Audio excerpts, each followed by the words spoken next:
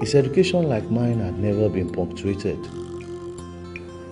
But he grew up in a densely populated part of Lagos. Níbi tí ó ti kó àwọn ìwà búburú oríṣiríṣi. Gafar, Abokini, but ó gbọ́ Yorùbá dáradára ju àwa tá a sọ Yorùbá gan fúnra wa lọ. He does not really have a flair for education. Ṣùgbọ́n bàbá ẹ̀ kàn nípa fún. Chidube was the oldest. If I think ta spare parts, kan tó kàn pa fún kó padà wá school.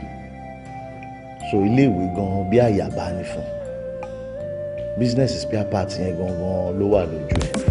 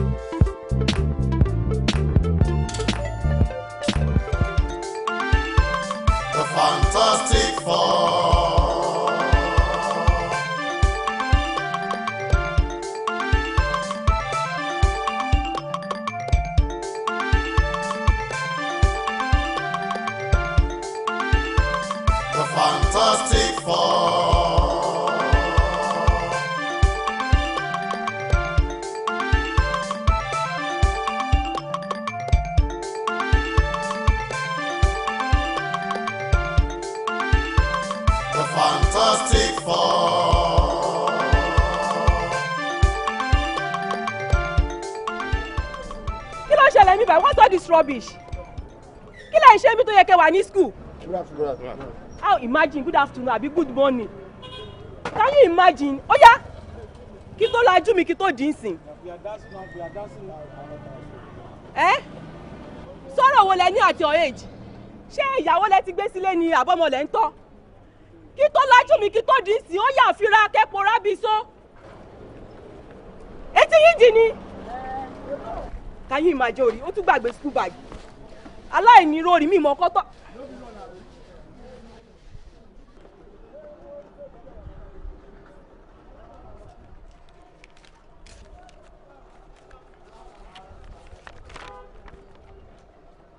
What? This is the height of it. Principal máa gbọ́ ilé. Èmi.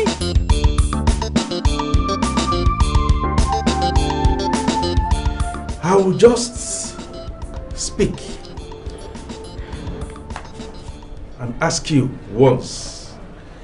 Tí ẹ ò bá jẹ́wọ́ ẹni tí ó ń ya caricature teacher yín nígbà tí ó yẹ kí ẹ wà ní school, I will expel all of you and I will make sure that I get you out of this school and you don't come back. I want to hear you.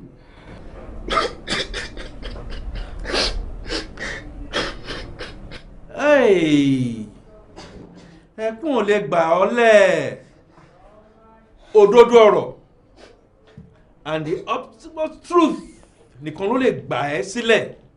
You better speak up now before it is too late. Sir, Sherry, nǹkan tó ṣẹlẹ̀ sí nǹkan kan ló ń jẹ́ kó máa sunkún báyìí.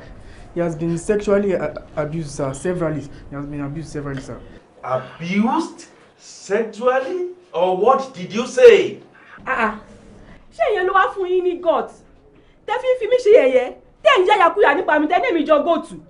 I'm interested in this case. Sir, ẹ má dá àwọn boys yìí lóhùn. Wọ́n wá way out ni o. Wọ́n ò fẹ́ jìyà ẹ̀ṣẹ̀ nǹkan tí wọ́n ṣe. Ẹ jẹ́ ká kọ́kọ́ punish wọn náà ká tó wá go to sexual abuse. You have a point there. We will take it case by case. Àmọ́ nǹkan tí àwọn ọmọdé yìí tí wọ́n ń sọ yìí, if I hear you right, is something I am going to take up with the police. I have to report this to the police. Sir. Which of you? Sir, ṣé rí pé mo fẹ́ ká sọ̀rọ̀ sexual abuse yẹn. Ṣé rí Mrs. Adébọ̀wálé gangan àwọn ló abuse Teju sexually sir. Àwọn gangan ni sir. Ó ti pẹ́ tó ti ń ṣe sir, ó ti pẹ́ gan. Ó ti pẹ́ tó ti ń ṣe sir. Ìgbà tó wá rí pé àwọn ọ̀rẹ́ àti mọ̀, ó wá fẹ́ lé wa kúrò ní school sir. And moreover sir, kò sí kan nínú wa tó mọ̀ draw, débi pé àwọn draw teacher. Àwọn gangan ló mú drawing yẹn wọnú class sir. Please, will you sit down? Sit down there. Èmi Mrs. Adébọ̀wálé. Sir, it's all lies, sir. How will I abuse my students sexually, sir? That's not possible. You know me, sir. You know I can't do such a thing. I can never do such. You know that ọmọ yìí, but they're just trying to rope me, sir. Èmi. Sir, wọ́n tẹ́tí wá pé àwọn máa pa wá tá bá sọ òótọ́. Wọ́n ní àwọn boyfriend tó jẹ́ corrupt police officers. Wọ́n máa pa wá dànù fún òbí wa sir. Wallahi Kaduna yana da nisa da Lagos. Allah, Kaduna jìnnà sókù sir. Sir, èyí tó tún lè jù ní wípé wọ́n gbé igbá lé Tẹjúmọ́lá lọ́wọ́. Wọ́n ní pé tó bá sọ fún ọ̀kọ̀ọ̀kan pé ó máa kú sir. And ìgbà tí Tẹjúmọ́lá fẹ́ sọ kiri nínú ìwé ló kọ sí fún ọ nígbà tó pé tóun bá sọ pé òun máa kú. Tẹjúmọ́lá ò jẹ́ fẹ́ kú ní sir. What? Sir, me? When? Sir, àwọn boys yìí fẹ́ rope mi ni sir. I know nothing about all this. You guys are just trying to rope me. What is going on here? Shut up there, Mrs. Adébọ̀wálé. We are going to get to the roots of all this. And you know what? This is grievous. Under my nose, in my school, such fetish going on. Mrs. Adébọ̀wálé, am I hearing right? Sir. I'm going to report this to the police. This must get to the police immediately. Sir, the last time tẹ́ fẹ́ lé wa kúrò school sir. Àwọn ló bá wa bẹ̀bẹ̀ torí kọ́ lè máa gbádùn Tẹjúmọ́lá. Sir, wọ́n nífẹ̀ẹ́ wa kankan sir. Sir, ẹ má yẹ kẹ́ anybody gbọ́rọ̀ yẹn sir. Nítorí ṣe rí Tẹjúmọ́lá ojú máa ń tì gan. Ojú máa ń tì gan. Tẹ́ bá lè sọ fún ọlọ́pàá sí, wọ́n lè lọ para ẹ̀ dànù sir. Sir, tí ojú ti lè jẹ́ kí para mi torí pé ojú máa ń tì mí gan. And moreover sir, mi ò fẹ́ sọ̀rọ̀ yìí síta for anybody torí reputation school yìí kò dẹ̀ sí òbí tó máa gbọ́ pé wọ́n abuse ọmọ school tí ó ní sọ pé òun fẹ́ mú ọmọ òun kúrò torí kan tí àwọn èèyàn máa sọ nípa screen gbogbo ni ò ní jẹ́ kí n sọ̀rọ̀ kọ́kọ́ síta láti jọ yìí. Tẹjúmọ́lá. Yes sir. And the rest of you, I have heard you loud and clear. I want to assure you that I'm going to investigate this matter. And I also want to assure you that Mrs. Adébọ̀wálé is going to be punished for what she has done and caused you appropriately. And I can assure you boys, you are going to be compensated. You will be compensated for all this that has happened. Sir, please, if you want to compensate us, ẹ jẹ́ kó jẹ́ cash sir. To we will be able to take care of ourselves sir. Okay, I have heard you.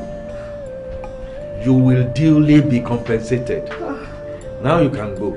Thank you sir.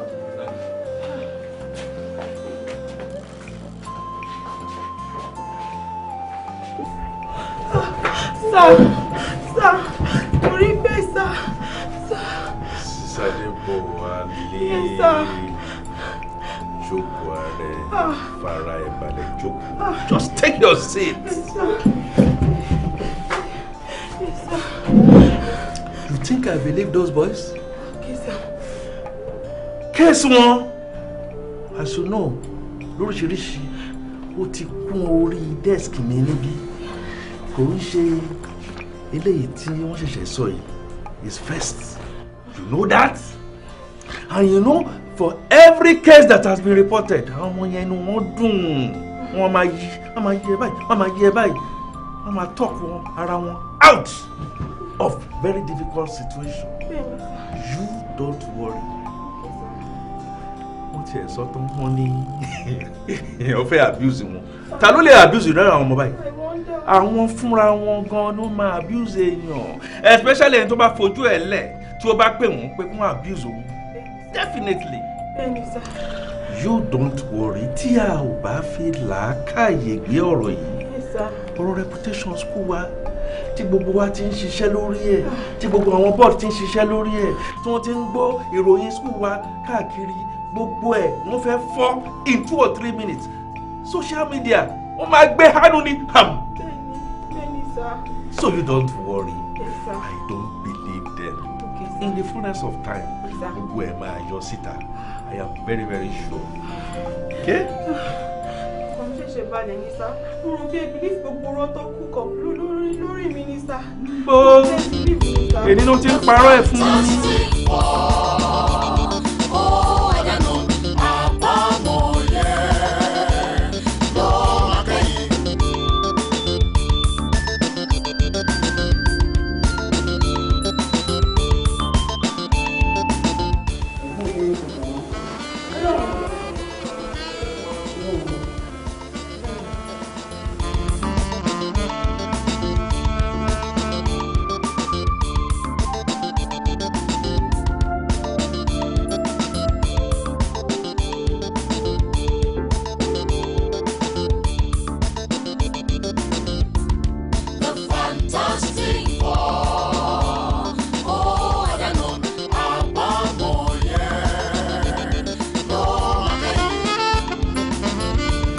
ìgbà tí wọ́n ní mò ń pè ẹ́ o jókòó sókè òǹkà àwọn mi ni. èmi ń pè ẹ̀wọ́ sí ń bọ̀ ni ó dàbí porí ẹ̀ ti dàrú. ẹ ṣé téèyàn ò bá kúkú bímọ ṣé kò bẹ́tà rú ìwọ ìtẹ̀yàn bínú. o rí pé àkúkú bí sọ̀sẹ̀ rádaràdà ni ẹ bọ̀ wá kẹ́ kúkú kó o ti kú dànù lọ́mọdé kí n ti mọ̀ wípé mo ti sin ẹ́ kí kúkú ti mọ̀ wípé mi ò bímọ. torí from the way he's looking to me ó dàbí ìgbà tẹ́ pé gbà tí mo lóyún ẹ̀ mo gba bí òrìṣà kan kọjá ọ̀hún kọjá pé bóyá wọ́n ń ṣe ètùtù bóyá mo wá lọ rìn kọjá abẹ kódà ọ̀hún kọjá pé mo dá ẹbọ kọjá because bọ́rọ̀ ẹ̀ ṣe ń lọ yìí ó ti mú ìfura burúkú wọ́n ti ṣépè fún ẹ tán ní kò máa dàyé ẹ̀ láàmú. principal school yín pè mí ìgbà tó dẹ̀ pè mí mo láwọn kan ní káwọn check on me ni mo ní check on me kí pé odidi principal school kó péyàn kó ní pé I just want to check on you nígbà tí ó ṣe pé tó bá tẹ́wọ́ olórí burúkú tó tẹ́wọ́ òṣì ọlọ́mọ yẹ kí máa ní kọ́ máa pa owó yẹn fún ẹ ò ní rí lò mọ́ láyé ẹ ṣé kò nídìí tí principal yín fi pè mí ni ìgbà tí principal yín pè mí mo mọ̀ wípé mi ò ṣàjẹ́wọ́ skul torí tó bá yẹ pé mi ò tiẹ̀ jẹ́wọ́ skul ní á pè mí ẹ mọ́ mi wà ó báyìí ó mà pẹ́ díẹ̀ ní ọ̀tẹ̀ yìí o màá ti mọ̀ nǹkan tí má ṣe tó bá dẹ̀ yẹ pé o ṣe dáadáa pẹ̀lú á ti sọ fún mi pé such a wonderful boy kíní kan because ìròyìn tó máa ń jẹ́ kínú èèyàn dùn lẹ́yìn tó èèyàn máa fẹ́ fún àwọn òbí ọmọ òun ni so I'm sure you must have told me nísì tó wá kọ̀ tí ó sọ̀kan yòókù tó sọ pé òun ń check on mi jọ́ torí ọlọ́run kí ló ṣe ọ̀run kí ló dá school. mi ò ṣe kankan mọ́ kò sí kankan mọ́. ìwọ ò ṣe nǹkankan ìwọ ò ṣe nǹkankan ìwọ ò dáràn school ìwọ tó jẹ́ pé wọ́n fọ̀ràn sí ẹ wọ́n fi ọ̀ràn ṣépè fún ẹ school ìwọ ọ̀daràn school ìwọ òṣàṣe má ṣe ní school. èmi kan máa ń fẹ́ sáré lọ́jọ́ mọ́. ó dàbí kó ti ya wèrè ó ti padà sí tí mo ti ń bẹ sọ. so o fẹ́ wọ kitchen kó lọ jẹun ṣé bàbá ńlá yìí ló gbóúnjẹ síbẹ̀ àbí lórí ọ̀rọ̀ yìí náà ni mo lá hypertension ní mi ò gbádùn mọ́ lórí pé ọmọ má pa mí ọmọ má pa mí ọmọ má pa mí ó ti wá dórí ọmọ má pa rẹ̀ báyìí torí tó bá máa kú ló máa kú. ṣé àmọ́ àpamọ́ mi ìfẹ́ mi. o fẹ́ lọ́nà o fẹ́ lọ́nà àbí no lọ́nà kí ló dé tí o lè ná ni má fi bàtà bá gbogbo ojú ẹ jẹ́ èyí tó kù tó fi ń ṣe fáàrí wèrè tó sì rò pọ̀ ọmọ wà lára ẹ má fi bàtà bá gbogbo akíyẹmí ojú ẹ jẹ́. tó bá ṣe kọ́kọ́ fún ẹ tàbó sọ̀rọ̀ sí ẹ tàbó kọ̀ tí ẹ̀gbọ́n ẹ ní jẹ́kẹ́ jẹ́ kí n mọ̀ má ní kọ́ ẹ̀ perplex má ní kọ́ bá mi bayé ẹ jẹ́ o ti ṣe débi tó yẹ pé mo ti ń wù ẹ̀ nígbà tí mi ò bí wọn wọ́n ní wèrè ẹ ṣe pati nù lé mi wọ́n ní gbogbo ìgbà ni mò ń ṣọdún ni mò ń ṣe gbà gbigbigbigbi jọ torí ọlọ́run ìjọ́ wo ni mo ṣe patí mi ò ṣọjọ́ bí mi ò ṣe òtòkú mi ò ṣe kó mọ́ ta ló ń ṣe patí nu ilé mi ta ló ń ṣe patí nu ilé mi. mo ò sí bẹ́ẹ̀ mo mọ̀ ń pa ẹ̀. kí ló ṣẹlẹ̀ bàbá ẹ̀ ń ṣọdún owó àbí mo ti mọ tí màá ṣe sọ̀rọ̀ ẹ̀ èmi ti sọ fún àwọn tó máa bá mi lù ẹ́ pa èmi ti mú agọ́kọ́ pẹ́ I don't even care torí o ti di tó máa da o ti yàyàkuyà I don't even care o máa kú dànù kò sí tó máa ṣẹlẹ̀ mi ò ní rò kódà I will not even miss you báwo ti fẹ́ miss ọmọ wèrè bí inú wọ báyìí. má bọ̀ náà. ẹ jẹ́ kí n sáré jẹun èyí ṣùgbọ́n. ó dà pé ọmọ yìí ti ya wèrè rí o ṣé wọ́n ń di ẹ ni. my brother sit down. sọ pé kí wọ́n mi má bínú náà. sọ fún ọ tẹ́lẹ̀.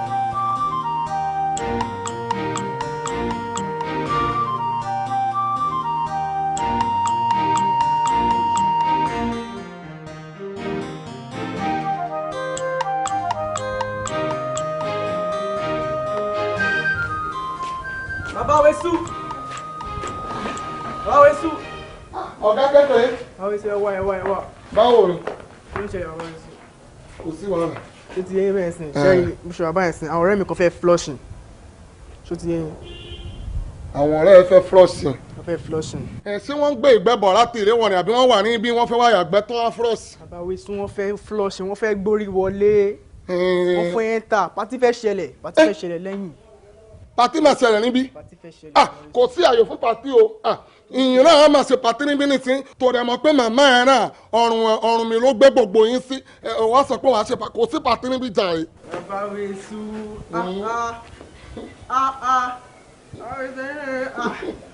Mo pin yín. O fẹ́ ṣe pàtí àbí kí ló sọ? Àwọn ọ̀rẹ́ máa gbórí wọlé. Wọn ò tí ì dé wọ́n ti wọlé lọ. Sórí ipò tó wà lójú gbogbo tó wà ní àdúgbò yìí gbogbo ló máa kú o. Kò sí wàhálà. Ṣé wọ́n ti rí tòsí àbí báwo ni? Wọ́n ń bọ̀. Kò sí wàhálà. Ẹ̀ ń gan lè gbórí wọlé. Èmi fúnra mi kí n wọlé wá kí n wá ṣe kinní náà gbà fún ẹ. Kò sí wàhálà gbogbo ẹ ló máa dáa. Orí yín wà bẹ́ẹ̀. Dìgbì ló dúró fún ẹ kò sí wàhálà mọ̀kùnrin.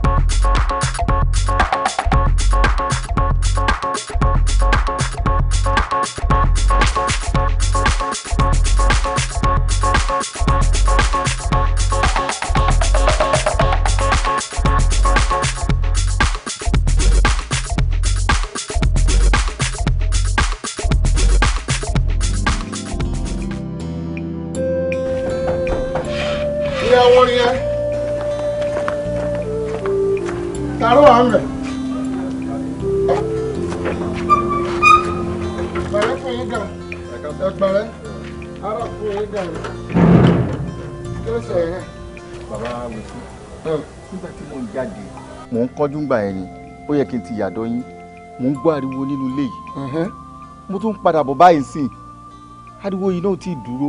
Kí ló ṣẹlẹ̀ gangan níbo lè ń lọ. mo mọ̀ pé ẹ tó rí ilé yìí ó máa ń bíbí gan. Kí ló ṣẹlẹ̀. mo dẹ̀ mọ̀ wípé ọmọ ẹ ọkùnrin kékeré yẹn olúwa bá pariwo. bọ̀dá náà ẹ̀yin náà ti mọ̀ pé olórí rẹ̀ ló ń ṣe nǹkan tó dáa ṣé èèyàn tó ń gbẹ́rí ẹ́sẹ̀tì kò ní ṣe rere ni èèyàn tó ń ṣoríire yìí ó ti mọ̀ tẹ́lẹ̀tẹ́lẹ̀ kó ti gbé oríire wá láti ọ̀run ni kò dẹ̀ sí nǹkan tí ẹ̀yin tó fẹ́ ṣe rere tó lè ṣe tí ò ní pariwo ẹ wá sọ̀rọ̀ ní sí pé èèyàn kan pariwo ẹ́sẹ̀tì náà ń gbé ẹ́sẹ̀tì ṣe bí àwọn náà ń gbé ní ẹ́sẹ̀tì ni bàbá náà kò sí ọ̀rọ̀ mẹ́. tí kò báyìí bá tún ṣẹlẹ̀ máa fọlọ́pàá kó yín. bọ̀dá fi kéré náà sílẹ̀ jàre kí ni fi ń ṣeré yìí ẹ gbé ọlọ́pàá wá gbé wà nínú ilé wa ti wá níbí. máa fọlọ́pàá wá kó yín ni. bẹ́ẹ̀ ṣàlàyé fún ẹ. because ẹ ń fariwo disturb aráàlú. o farabalẹ̀ kó o gbọ́ tèmi. mò ń gbọ́ tí. o fẹ́ gbé ọlọ́pàá wá fún mi. bẹ́ẹ̀ni. èmi á gbé sójà á gbé fún ẹ. tí o ti gbé ọlọ́pàá wá rin pẹ̀lú sójà tèmi wàá mọ̀ pé sójà ó máa na ọlọ́pàá báyìí ó máa sáré nù. ẹ rí pé àtiwọ́ àtàwọn tó ń pariwo nígbà tí máa fi ọlọ́pàá kó yín ìyá tó nílé fún rẹ̀. bọ̀dá kú ọ̀nà. olóòmà á gbá ilẹ̀. ẹsẹ̀ gbà mí. mo mọ̀ pé wọn náà o lọ́wọ́ sí nǹkan tó ń ṣe. ó ti yé mi o mọ̀ pé èèyàn tó bá máa ṣe rere ó gbọ́dọ̀ kó nílé yọ ẹsẹ̀ gbà mí wọn máa rọ. ẹsẹ̀ wo ló máa ń lẹ̀ sẹ́yìn Friday yìí máa dùn gan ó ti yé bẹ̀rẹ̀ sí ní sọ́ra ẹ̀mí ti lẹ̀ ń gbó gbogbo ẹ̀ ó pọ̀ bí. Wá ṣé kò ṣe pé mọ́mí ẹ̀ mọ̀ o torí pé mo fẹ́ wàhálà o. Farabalẹ̀ ganja everything. Ó pọ̀. Ọmọ yìí ò ní. Gbàgbé ẹ̀kọ́ sí this boy no go die. Na here no go die. Today wey go die, another person go die. Another person go die. Pepe. That woman will be like Pepe. Move, go scooper. That woman. Mommy. Hey, good afternoon, ma. Good afternoon. Mommy, where say you, mommy? See, for that place, go for that place.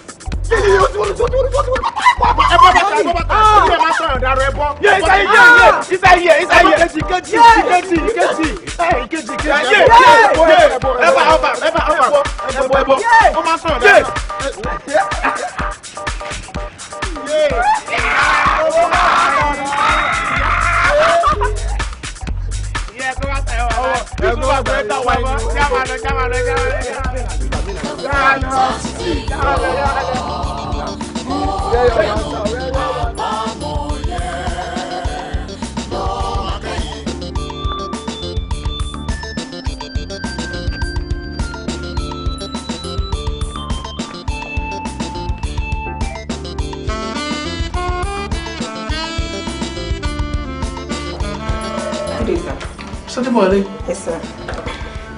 Please sit down. Thank you, sir. I came for the rounds some few hours ago. Yes, sir. I did not see you. I thought that was a bit unusual. I hope all is well. There's no problem, sir. Sir, I came to drop this letter. Letter? Yes, sir. Drop letter?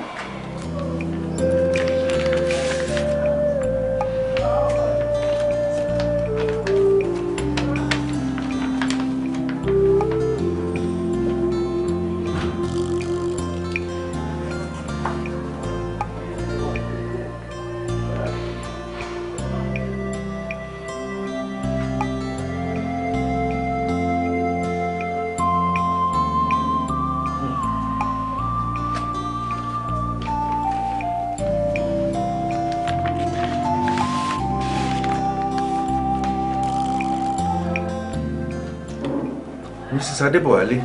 Yes, sir. You are one of my best teachers. I can't afford to lose you because of those boys. The school and the board also cannot afford to lose you just because of the activities of those rascals.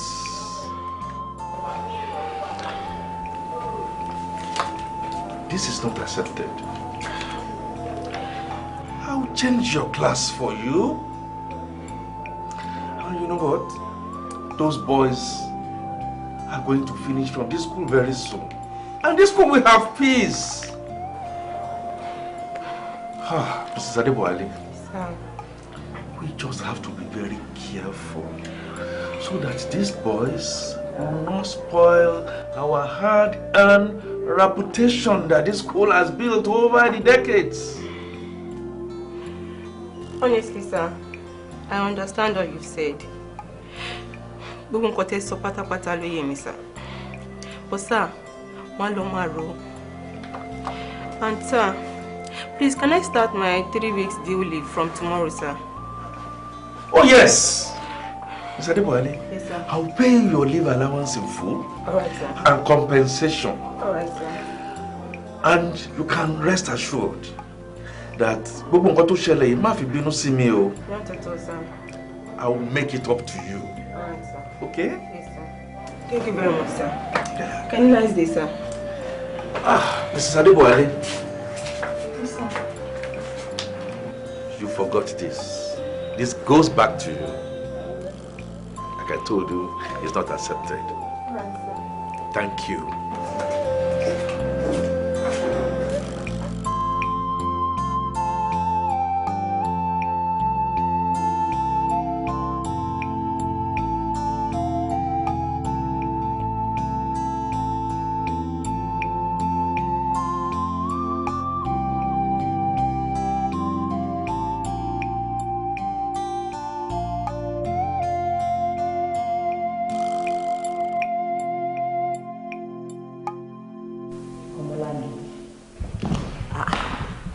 ó dàbí mo ṣe bẹ́ẹ̀ lórí ìjókòó yìí. So ìwọ wà nílé nígbà táwọn ẹgbẹ́ ń wá nǹkan rẹ̀ tí ó yẹ kí wọ́n ṣe káàkiri inú ilé ló jókòó sí. Ṣé bí wọ́n sọ fún mi pé kò sí kankan tó ṣẹlẹ̀ ní school yìí ni? So principal yẹn ń parọ́ mọ́ ẹni o, àwọn teachers yìí wọ́n ń parọ́ mọ́ ẹni. Ìwọ ló ń lead àwọn gáàdì pé kó máa lọ humiliate àwọn ẹni ẹlẹ́ni. irọ́ ọmọ mi wọ́n parọ́ mọ́ mi ni o. I've been a good boy ma. I've been a good boy. Wọ́n parọ́ mọ́ mi ni o. Níbo lo good sí? So principal ń parọ́ mọ́ ẹ, àwọn teachers ń parọ́ mọ́ ẹ.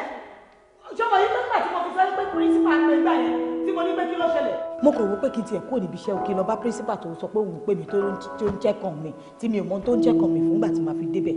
Wọ́n wá sọ fún mi wípé ọmọ òṣì ọmọ tó ní pé I've been good yìí wọ́n wá sọ fún mi wípé níṣe ló lọ humiliate àwọn teachers. Wọ́n ní wọ́n embarrass àwọn ẹni ẹlẹ́ni. Wọ́n tún wá ní pé kò ṣe kó bóyá wọ́n kọ̀ déédéé ṣe wọ́n lóhun ló lead gáàgì.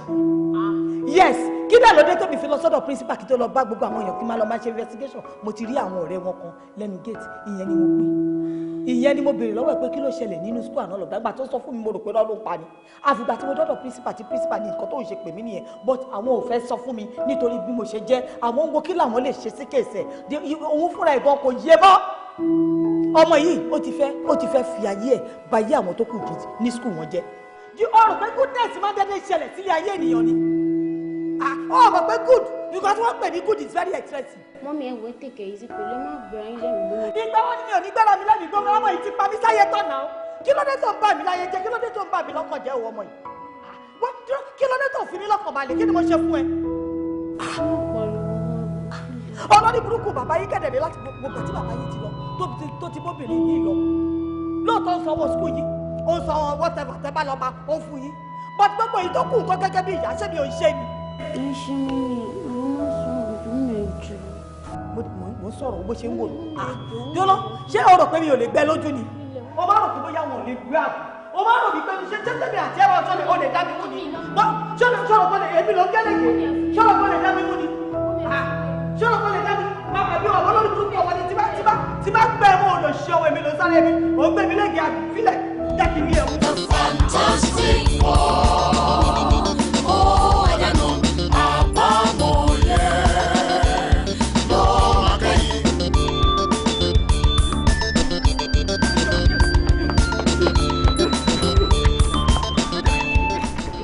Allah.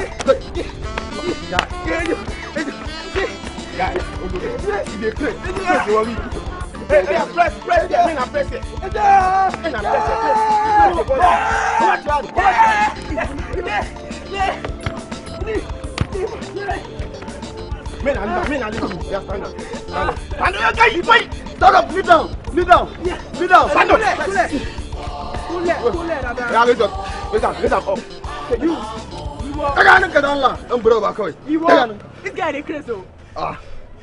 You know, see this guy is mad. He mad now. Wallahi the mad. This guy is crazy. Al-Quran the mad. Oh, crazy. You want only God. Ó lọ sọ fún mọ́mì mi pé àwa a lọ humiliate Mr. Adébáwálé.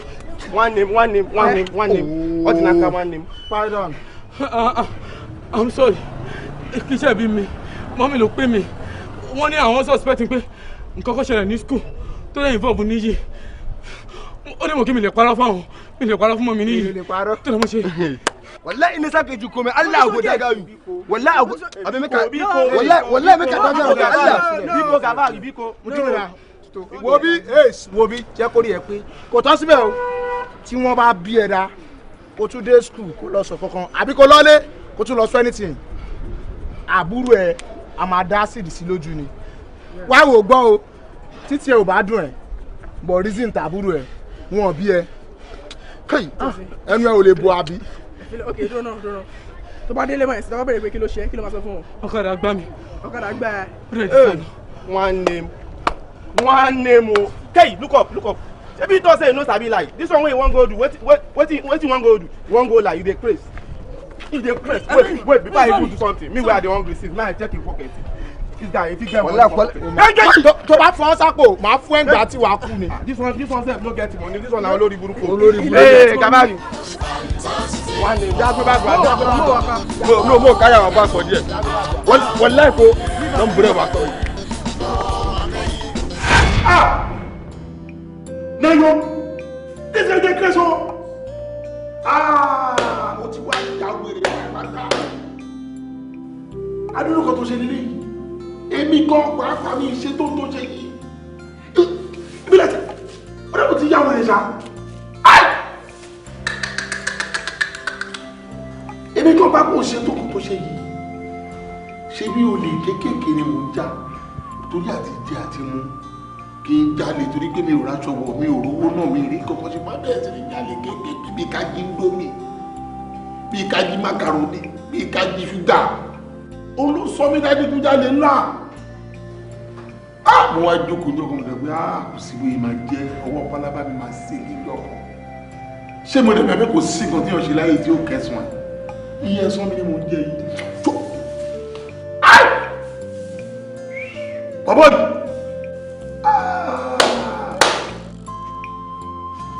ok in one case tí bá fún ẹ nígbàjọ abiyamọ you don craze before bàbá ìṣá wo kí ló wá ṣẹlẹ̀ sí mọ́ mi tó ń ní àtàtà àti pé báwo wá ní àbúrò ẹ ṣe react sí gbogbo ìṣẹ̀lẹ̀ yẹn kí wá ní response dájú sí gbogbo incidents.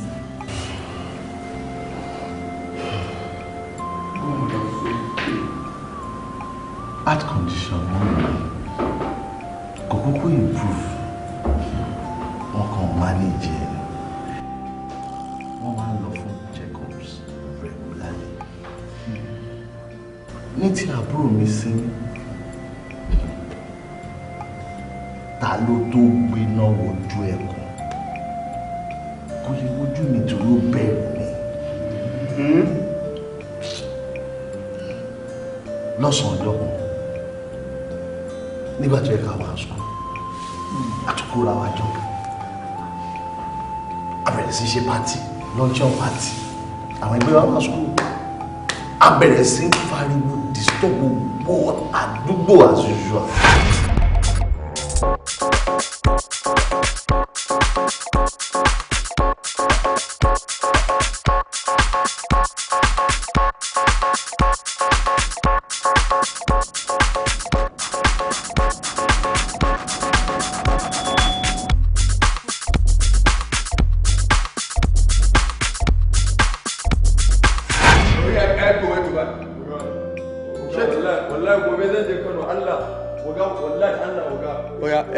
Find up bẹ́ẹ̀ ọ̀yà lọ́bọ̀ lọ́yọ̀ kọ̀ọ̀kan. wallahi Kano ɗan koma Kaduna Allah. Kaduna. Ɗan koma. Tiwa. O wa ń dàlú láàmú. Mo ń gbé dàlúrú. Ọ̀gá. Bẹ́ẹ̀ni àwọn ní ilé ẹgbẹ́ àwọn mi yìí dà. Bẹ́ẹ̀ lẹ́nu pé ẹ bá ká lọ àjò. Ọ̀gá ẹjọ́ ọ̀gá ẹjọ́. Ọ̀yà ẹ má bọ̀. Láti kọ́ọ̀tù ni. Torí kò tí wọ́n ilé ẹsẹ̀. Ẹ náà bọ̀. Àgbà kò fọ́ ni. Àgbà kò fọ́ ilé ẹsẹ̀.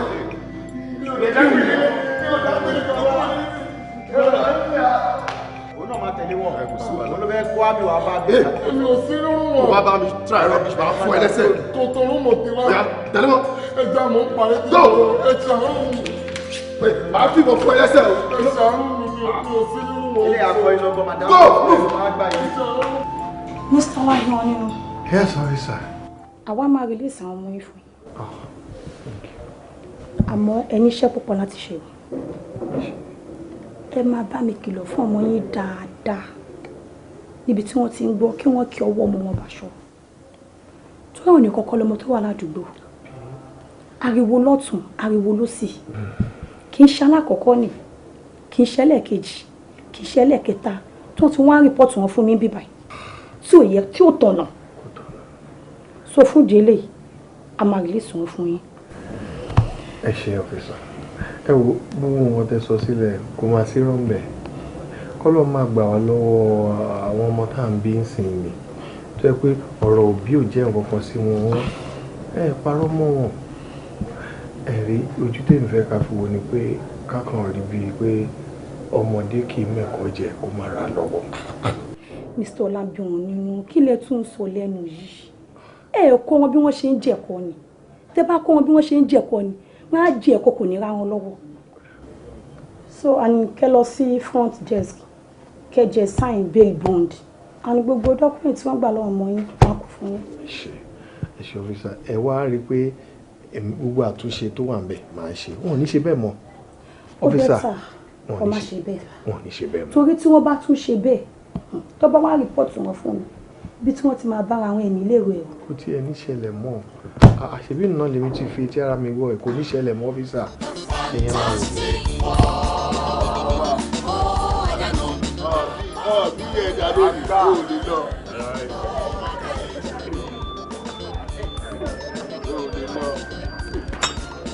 Orí ló ń ẹwà ẹ̀fọ́ ẹ̀ náà dà. Àwọn orí ló ń dẹ̀ tó. Ẹ fílẹ̀. Ọjà ti bọ́ sílé lára. Ẹ fílẹ̀ jáde. Ẹ sọ fún mi. Aláì. Tó kówó débi sá. Kò ṣeré mọ́ school. Ó pọ̀ bí yan rìn ọlọ. Tó bá dá kálá àwọn ọmọ bí wọ́n pè mọ́ school. Ọmọọba. Ó ń dà mo gbádùn ẹ̀ ibi tó wà ẹ́ gan kí ó dájú. Tuwali. Eba! Àmọ́ ẹ gbélé.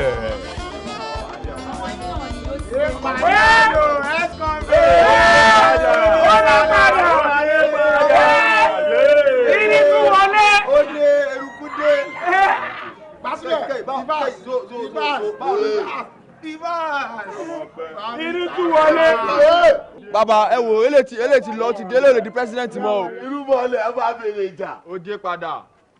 Wá ẹ̀jẹ̀ sọ pé lè ṣe wọ̀n. Wá bí wọlé. Hey guys! Bàbá o. Hey guys! Bàbá o. Ṣé lábẹ́ tẹ̀ mí? Bàbá o. Èmi ò fẹ́ yamayama.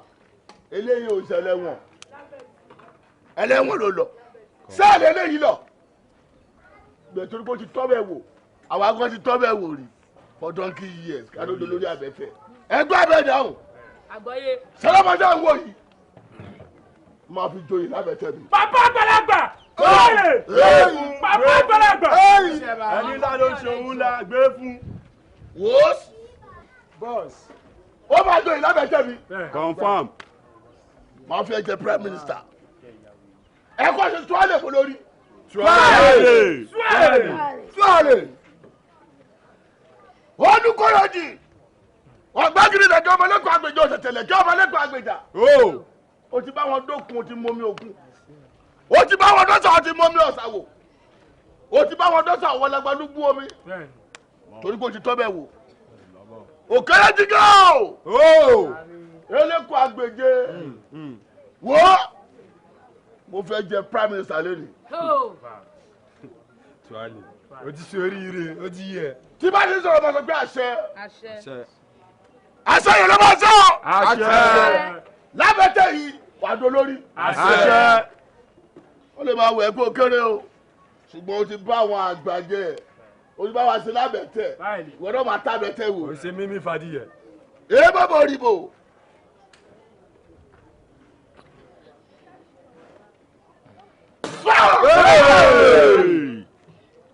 Ẹ sọ pàṣẹ. Àṣẹ. Abẹ́tẹ̀ ìlà wa. Ìlú ọlọ́lá. Ìlú olówó. Ibi tí a ti máa yé. Ẹ wo. Ẹ tó lọ́kọ́ abẹ́tẹ̀ ò da. Ẹ sọ fún pé kò dá nǹkan mọ̀. Ẹ jẹun mọ̀. Àwa ń jẹun bí ọba, à ń jẹun bí ìjòyè. Ẹ jẹun mọ̀. Àṣẹ. Ẹ̀ta ń táwó. Àṣẹ. Ẹ̀ta gbá bẹ́ẹ̀ ni. Ẹlẹ́kẹ̀tẹ̀ rẹ̀ o. Bẹ́ẹ̀ni. O tẹ̀tẹ̀lẹ̀ kí ọmọ lẹ́gbẹ̀ẹ́ àgbègbè o. Gbàgìrì dàgìrì. Ẹ wá gbọ́ pé lótú fẹ̀. Wọ́n ní sọ́rọ̀ ẹgbẹ́ o. Abùjẹ́bùdànù. Sọ́rọ̀ ẹgbẹ́ o. Abùjẹ́bùdànù. Sọ́rọ̀ ẹgbẹ́ o. Abùjẹ́bùdànù. Bàbá o. Tuwali.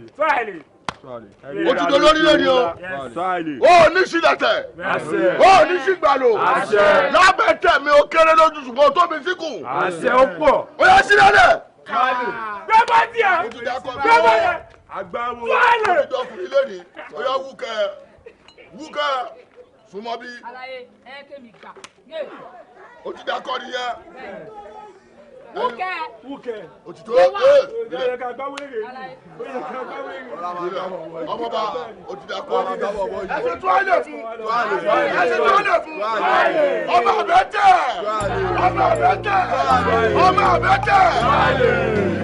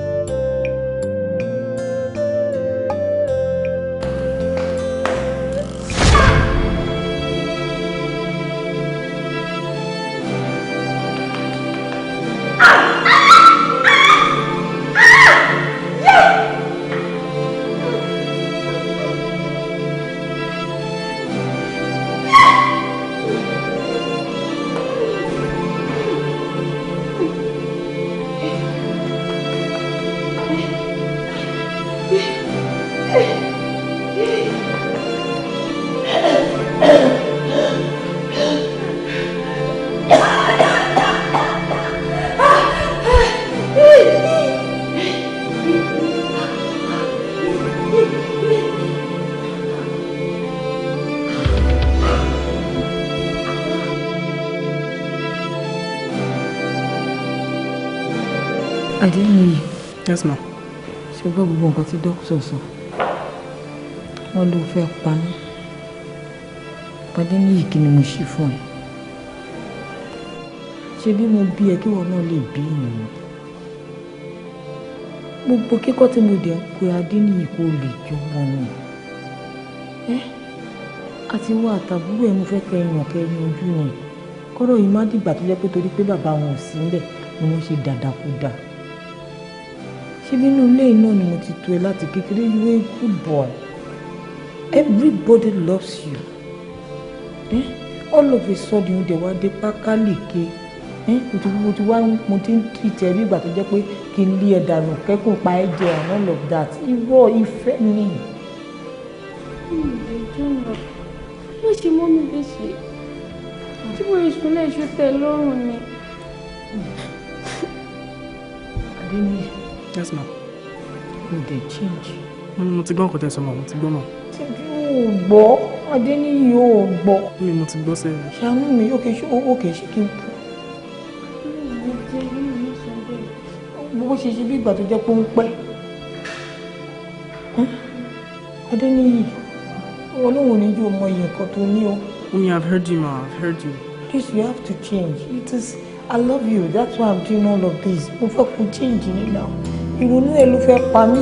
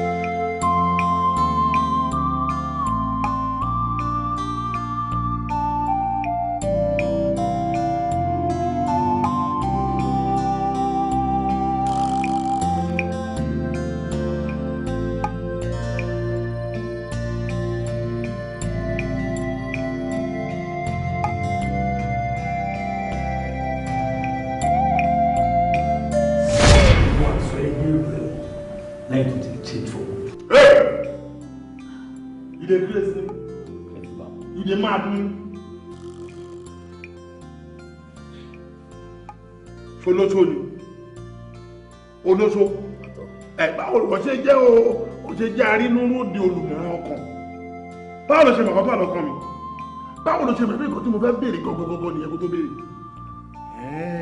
Dùndú ẹ ti ń láta ata tó wá ní ó wá tún wá játa tó ta ojú ma ó ti wá ń gara àbí ó ti ṣe báyìí ó ti ṣe báyìí dá lóhùn kan tó béèrè. I was actually determined to change for good. Ṣùgbọ́n kò sí bá ṣe máa ṣe bọ̀lọ̀kọ̀ márùn-ún gbẹ́. After 1 week, ara mi ò balẹ̀. Èmi fún ara mi ni Tẹ̀júmọ́lá, Gàfà àti Jídùgbé. Àtúbẹ̀rẹ̀ pátá àti páńlé wa. After a few months, we sat for WAEC, our final year exams. Surprisingly, I passed. And for the first time in so many years, Màmá mi àti bàbá mi wọ́n agree lórí nǹkan kan. But the best thing would be to send me overseas, especially to UK. Tí mo bá lọ kàwé níbẹ̀, tí mi ò rí ìkankan nínú Tẹ́júmọ́lá, Gàfà àbí Jídùgbé, ìgbéyà ilé ayé mi á dára á tó. That's true. Lóòótọ́, mo dèrò lóyìnbó. I got admission into university in the UK. Bọ̀kàkà kó sùn lára yáà jẹ́ mi, ó fi gbogbo ọmọ ẹ̀ bí obìnrin. On getting there, I joined the wrong fraternity. And in no time, we began to engage in various dangerous escapades. We had access to guns, hard drugs, women. Money was not a problem. I had access to even more money. Mo ti gbàgbé pé mi ò sí ní Nàìjíríà. Mo ti wà lóyìnbó. Ibi tó jẹ́ pé kò sí bó ṣe fẹ́ hùwà ẹ̀ṣẹ̀ tí wọ́n ní mú ẹ. Nílùú òyìnbó, ọwọ́ ṣìkún fún wọn báyìí, ó mú mi. And I got rusticated from the university. Okay. Bí màmá mi ṣe gbọ́ nílé tí ròyìn yẹn dé bá, because of her heart condition, she suffered cardiac arrest and she died.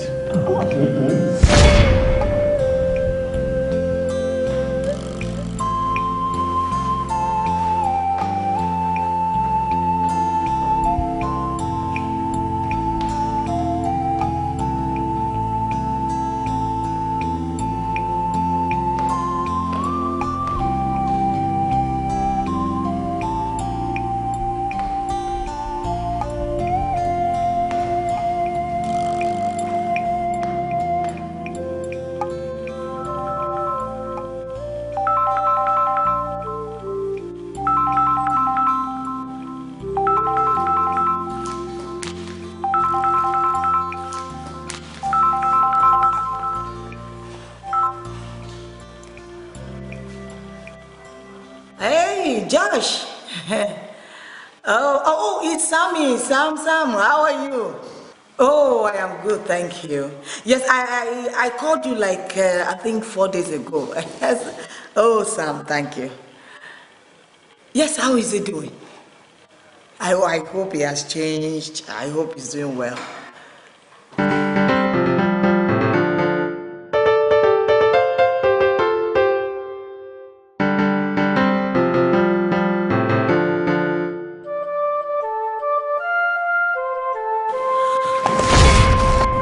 Mi ló pa ìyá mi. Ìrònú mi ló pa ìyá mi. I thought I could hide in the UK and not come back home. But eventually, and I was deported back to Nigeria.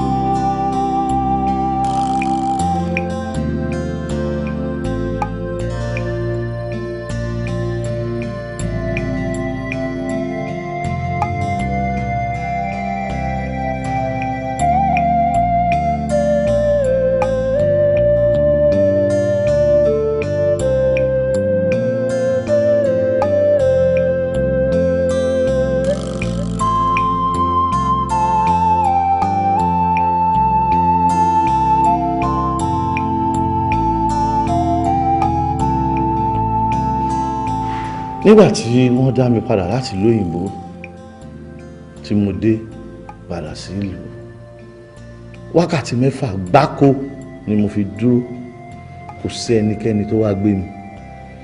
Nobody cares anymore about me. I took a cab home.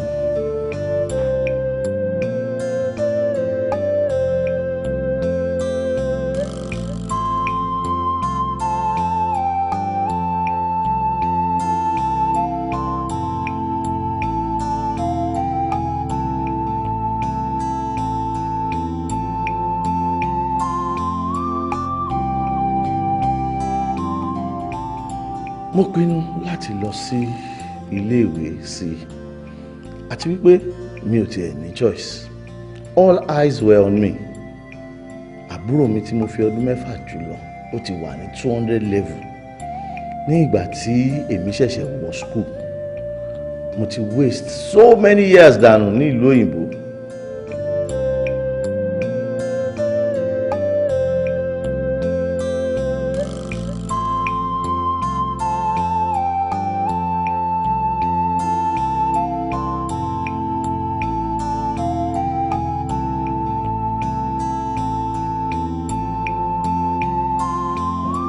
Guess who I met on campus? Tejumola, Gafar, and Chidubem. Hey, kí ló ṣẹlẹ̀? Kí ló ṣẹlẹ̀? Who you be? Kí ló ṣẹlẹ̀? You will be touched by charge. Sumayi. It's not just crayfish come here. And go sún sẹ́yìn. Prime Minister! My God! Kí ló ṣẹlẹ̀? Wetin dey happen? Ojú ẹ̀ yìí. Obi kò ní jẹ. Ṣé mi ní kí ló ṣẹlẹ̀ kò ní jẹ? Federal wọlé, ìwọ́n sọ pé kó sún sẹ́yìn. Tó bá wọ́n bí sọ́mọ̀ pé visa ló lò. Visa tó lè dẹ̀ ti expire. Ok, tó bá mọ̀ tó jẹ́ ni, ò ní máa sọ pé kó sún sẹ́yìn. Federal kò dá yé wọ̀ ní Ọlọ́run. Kí ló happen? Ó yìí dábì mọ̀. Kí ló ṣe? Wait, wọ́n yẹ tata. Ẹyọ sọ fẹ́ yẹ pé mo wà very sure pé ò ní bá wọn ṣe kankan mọ́ ò lè létí mọ́ wọn mọ́.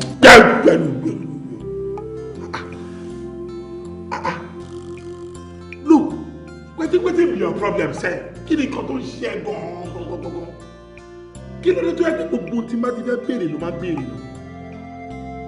Ṣé kí mo sọ bẹ́ẹ̀?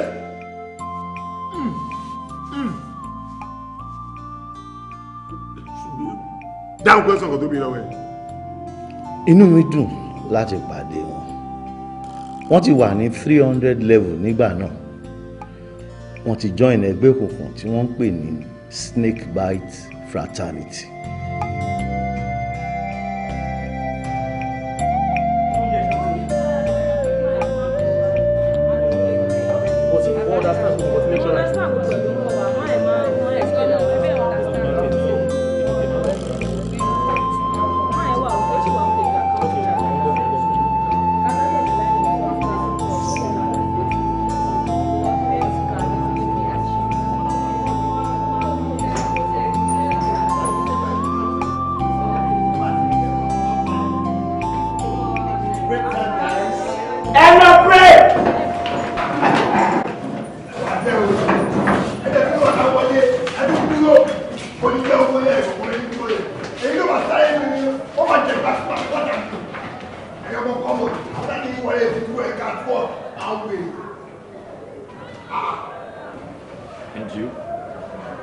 kí ló ń dúró ṣe rí.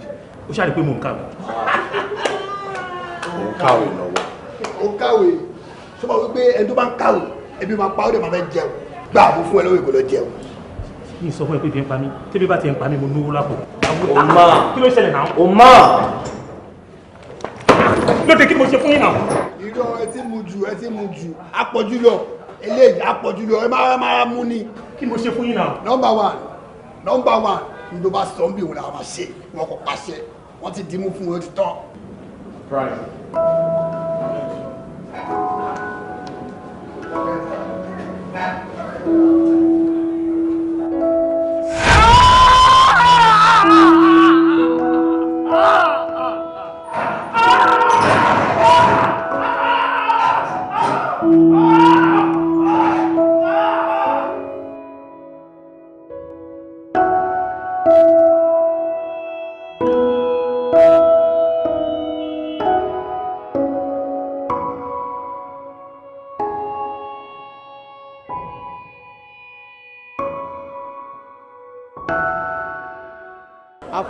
Àrí ẹnu kíláàsì náà kí ló ṣẹlẹ̀. mo ṣe wà yìí ọ̀dọ̀ HOD department wa ni mo lọ mo fẹ́ lọ report kan tó ṣẹlẹ̀ sí mi nínú campus yìí. kí ló ń ṣẹlẹ̀. àwọn so called fantastic four àwọn náà gún mi ní ọwọ́ ó dẹ̀ yọ ní other side mo dẹ̀ máa dín pẹ̀lú wọn gan. kí ló ti kó ló ń sá lọ. kí ló dé tí kò ṣe ní sá lọ nítorí nǹkan tó sọ náà ni wọ́n máa ń gbọ́ tó máa ń sọ nínú campus wípé the fear of fantastic four is the beginning of wisdom. Yes. ṣé o ní family nínú campus yìí ṣá. mo ní sister kan mo dẹ̀ ní cousin méjì kí ló ṣẹlẹ̀. wo tó bá value life ẹ I will advise you should get over this kó lọ treat ọwọ́ ẹ nítorí pé o jẹ́ fresher ló ṣe fojú di wọn. this is injustice. hello ọ̀rọ̀ wọn dẹ̀ bá àwọn political leaders wa ni wọ́n ń fìyà jẹ wá and there is nothing you can do about it. kódà gan àwọn lecturer wa nínú school wọ́n tún lù wọ́n nígbà míì. má dẹ̀ lọ report wọn fọlọ́pàá dẹ̀. ọlọ́pàá ṣá wo sórí àwọn politicians tó ń rí yẹn wọ́n máa ń lò wọ́n as political talks. Yes. wo my advice ẹ̀ tó bá arrest wọn láàárọ̀ kó tó di ọ̀sán wọ́n ti tú wọn sílẹ̀. my advice to you is this jọ just try and get over this fi dá alẹ́ fọlọ́run ọjọ́ kan máa mú wọn sátẹ̀. ẹ sọ fún mi sí pé kò sí nǹkan tí mo lè ṣe so ìwọ ń sọ fún mi pé ò lè tẹ̀lé mi lọ. Àlàyé a ní láti máa ṣe ògbélé ìṣòro ọwọ́ ìgọ̀gọ̀gọ̀ ní ká lọ treat ẹ̀ tó bá ti wá treat ẹ̀ tán ọmọ ìgbà máa ṣe ó ti yẹ. tẹ̀lé mi ẹ sọ pé kò sí nǹkan tí mo lè ṣe àbí. life tèmi important ṣe mi jù. níbo ló wà ń bínú lọ sí. kò yé mi. wọ́n sọ tọrọ fún dẹ̀bẹ̀rẹ̀ sí. ara ẹ kò tọrọ ni ọ̀gá òun lẹ́kọ̀ọ́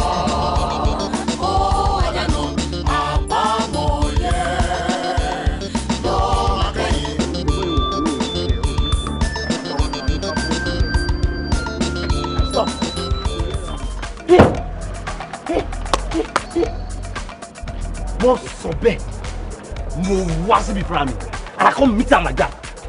Babe, it's not what you think. Ọ̀gá ni yẹ gbọ́dọ̀ shut ṣe calm down. Ṣé ṣe worry you? Ṣé ṣe worry ní campus? Láyé farabalẹ̀. Ó dẹ̀ ń gbọ́n bí calm down. Just calm down. I'm coming back. You dey craze. Calm down, my friend. You. I dey vex for person or I dey look at me like killer man. You. Na just my friend. Papa. Where the light?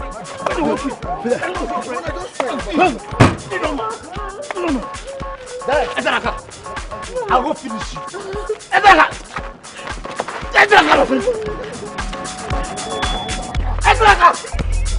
that's a young man.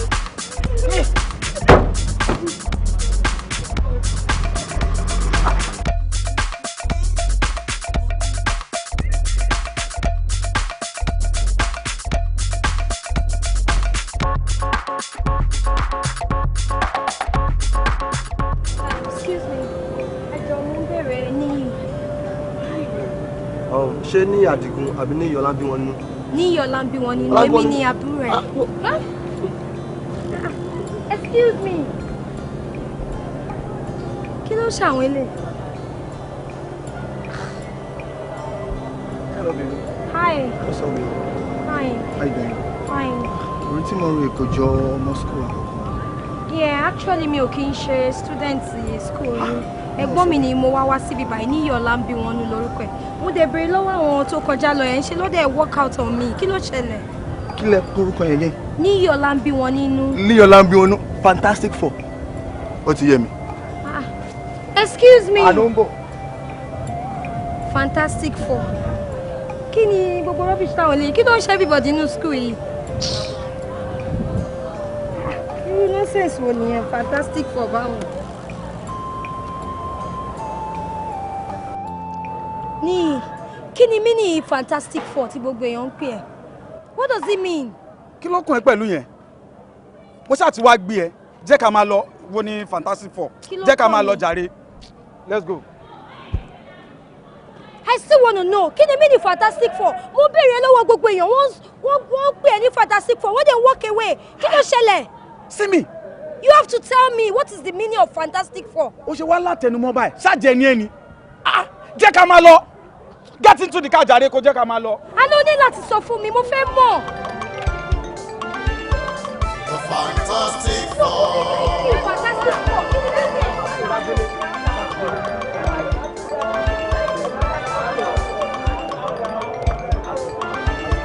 Kí ló kàn ẹ́ pẹ̀lú Fantastic Four? The Fantastic Four.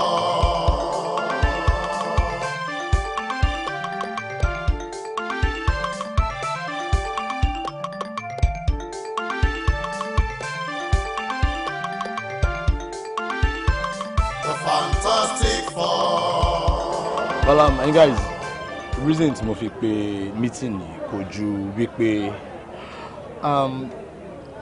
ṣé ẹ rò bóyá ká involve ní lórí deal tó ń lọ yìí? No way. Why? No way. A lè involve nìyí. Ṣé yóò mọ̀ wípé ní ìtẹ̀rí ọmọ olówó ni? Kò lè understand anything. Ẹ má involve ẹ̀ fún.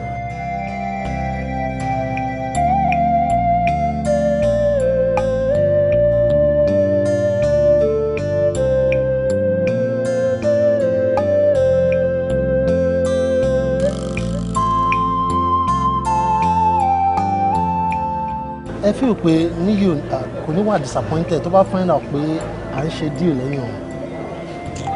Hold on, phone mi. Speak of the devil, nǹkan ló ń pè mí. But however, Queen, I still think that Kuti ready. Well, if that's the case, then this whole deal stays a secret between us. Definitely. It's alright then. Ẹ jẹ́ àlọ́ mọtí. Yeah, ọtí yìí náà.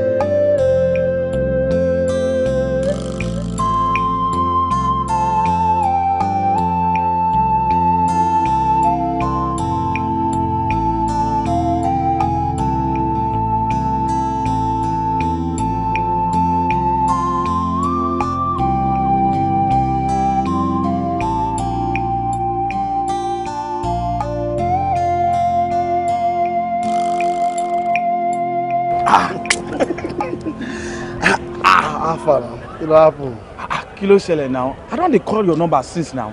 Má bínú, o ṣáà rí pé mo wà lórí call and besides if I got here mo wà pẹ̀lú ọmọ ẹlẹ́mí ni.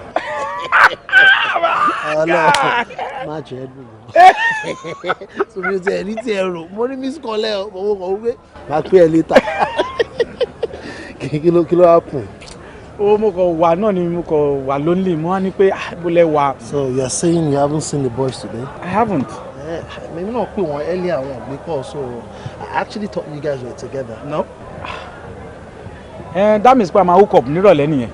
Yeah, I mean that's the usual thing. Ẹni pé ẹ fẹ́ fún mi ní rank ní brotherhood. What do I have to do? Nípa ọ̀rọ̀ rank yẹn. O máa ní láti ní sùúrù díẹ̀ ni. Hold on. Kò ní pẹ́. By next year, within year 2. Yes. And one will be final year. So after my release it for dear. Okay. So o máa ní láti ní sùúrù. It's quite painful pé kánìkùn ṣe bí ọ̀rọ̀ ṣe jẹ́. Ó yẹ ká jọ wà ní final year by next year nínú. But oyè Ọlọ́run. Yeah. Oyè Ọlọ́run. However, Only question kan tí máa like láti béèrè lọ́wọ́ ẹ̀. Shoot. Láti kékeré tá ti jọ ń ṣeré, tá ti ń ṣe ìpátá, tá ti ń ṣe bad boys wá bọ̀. Ǹjẹ́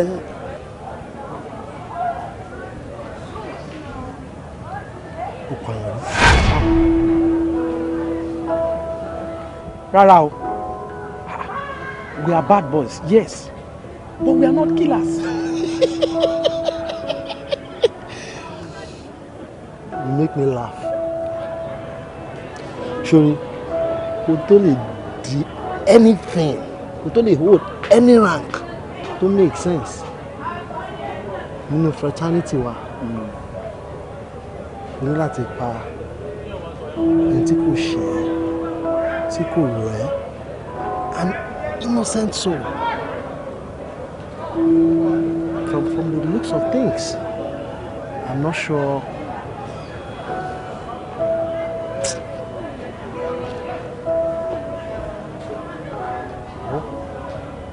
Ní tó bá ti ready láti pa aláìṣẹ̀, let me know.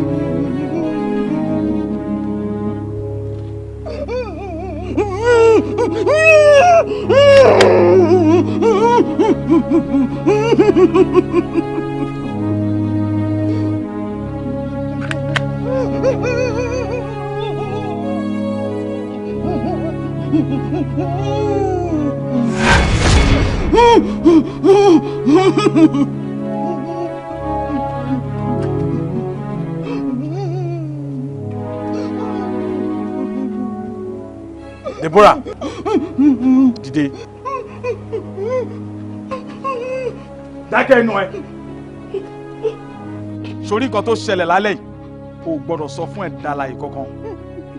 Tí mo bá gbọ́, màá wá ẹ fún ara mi, màá dẹ̀ pa ẹ dànù. Gbá ẹ̀yìn mi kó máa lọ. Oh God! You see, I don't tell you now, say, this guy never ready. Shey, now let's see wetin dey happen now. If to see na that second level, now tell am. See how so go be. You know, see am now. You know, let's see wetin dey happen now. I warned you to only come to me when you are ready. What is this? Now, if you're not ready to shoot that gun, get that gun off my face. Now. We are not killers. Ẹ̀mí èèyàn. Láìṣẹ́ mi adìẹ or ẹran. We are bad boys, but not to this extent. I'm not in for killing. Mi ò lè pààyàn. Then you're not a bad boy. Oh, you think he's not going to get to this? Oh, Rebecca on the level. You're joking. Yes, you're joking. Look. This is no child's play.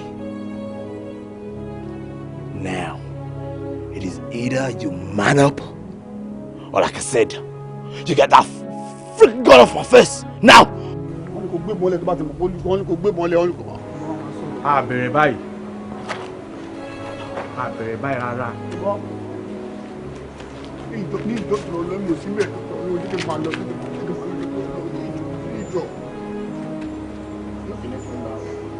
You know, good for that. Ṣé mo sálọ ni? They don't burn am well. You know, see, no one else I say they don't burn am well. Go polish you. Oh, now they wait for me. Oh, make a light down. This I get one extra for that place. I go light down. You no get mine.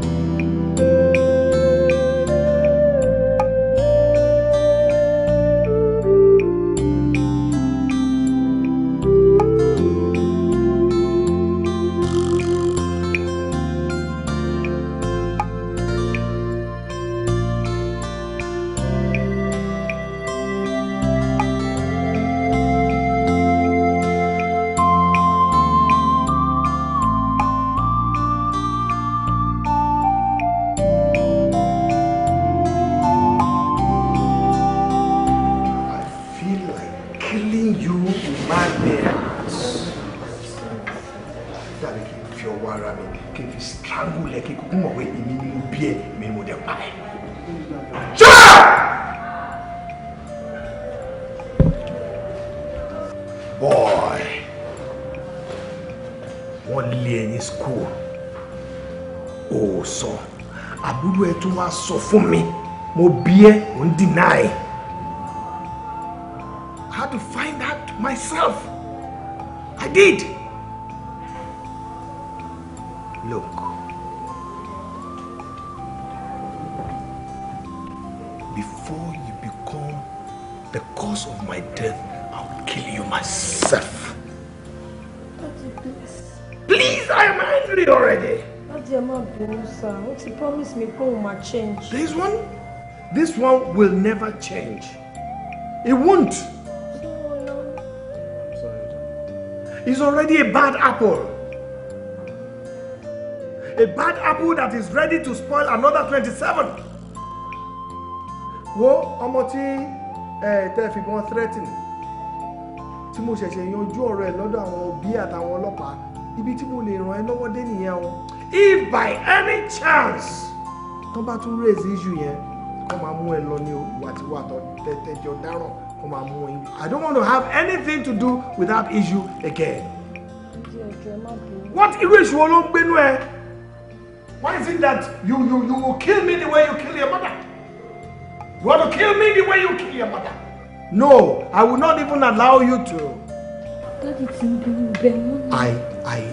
I have to go for a DNA and check if truly you are my son or not. Because the way you behave like a bastard. Yes, bastard. Dude. You're moving in with me. I don't want you to continue staying with him because it's going to be a bad influence on you. It's a bad apple. Emma bínú sí ni yóò máa change. Èmi náà ti bá sọ̀rọ̀. I cannot stay without him. Mo ní láti wà pẹ̀lú ẹ̀ láti mójútó. You see your life? You heard her. She said, ẹ jẹ́ kí n dúró tì kí n lè máa mójútó because wọ́n tún mọ̀ pé you are a bad boy so a lè máa correct àwọn vices ẹ gbogbo àwọn nǹkan tó bá ṣe tí ò dáa àbúrò ẹ ta bílé ẹ sọ pé òun fẹ́ máa tún ilé ayé ẹ ṣe meanwhile it should be the other way round ìwọ ló yẹ kó máa correct ẹ but òun ló ṣe tọ́sìn láti máa correct ẹ that you cannot really pick up your life so she wants to now dust you up clean you up. You are a useless boy. You will remain useless. If your younger sister is ready to start feeding you, spoon feeding you like a baby that is not ready to learn from anything. Boy, I never set my eyes on you again. Daddy, excuse me. Daddy, please. Daddy, Daddy, please. Daddy, please. Oh, she's so open. Just tell me what. Jẹ́ kí Daddy bínú àwọn sọ̀rọ̀. Daddy now.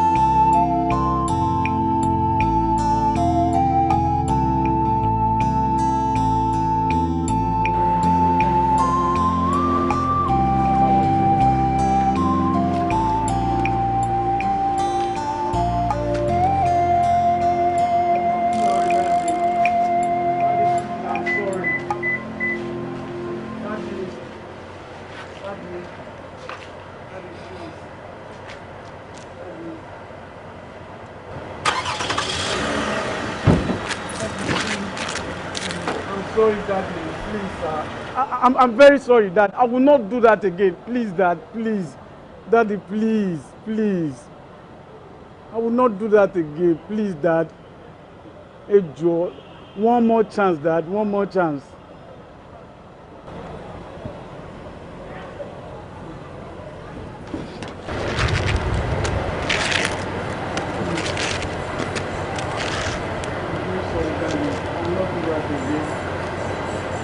Very sorry, Dad. Me. What is your problem? Irú èṣù wo ló ń gbénú ẹ gan tó fi rò pé kò yẹ kó fi àwọn òbí ẹ lọ́kàn balẹ̀? Why are you like this? Tí ò bá jẹ́ ti àbúrò ẹ̀ Sinmi, tó yẹ pé ojoojúmọ́ ló fi ń bá mi sọ̀rọ̀ ẹ. Dáríjì ẹ̀gbọ́n mi, kí n lé ọmọ burúkú fẹ́kùn pajẹ́ kí n forgive ẹ. Otherwise, kò yẹ kí n dúró dá ẹ lóhùn. No! There you are, leaning down, begging. Èṣù wo ló ń gbénú ẹ náà? Tó kàn fi pé ó yẹ kó máa bà àwọn òbí ẹ lójú jẹ́. Anyway, àbúrò ẹ ti bá mi sọ ìdópọ̀ ọ̀nà ọ̀rọ̀. Every other time ló máa ń bá mi sọ̀rọ̀ ẹ. Dáríjì ẹ̀gbọ́n mi. I have forgiven you. Thank you, Daddy. But school tí àbúrò ẹ ń lọ lọ́wọ́lọ́wọ́ báyìí, ìwọ náà máa reapply sí. She's on 300 level now. Òun láti wọlé padà kí wọ́n wà ní 100 level.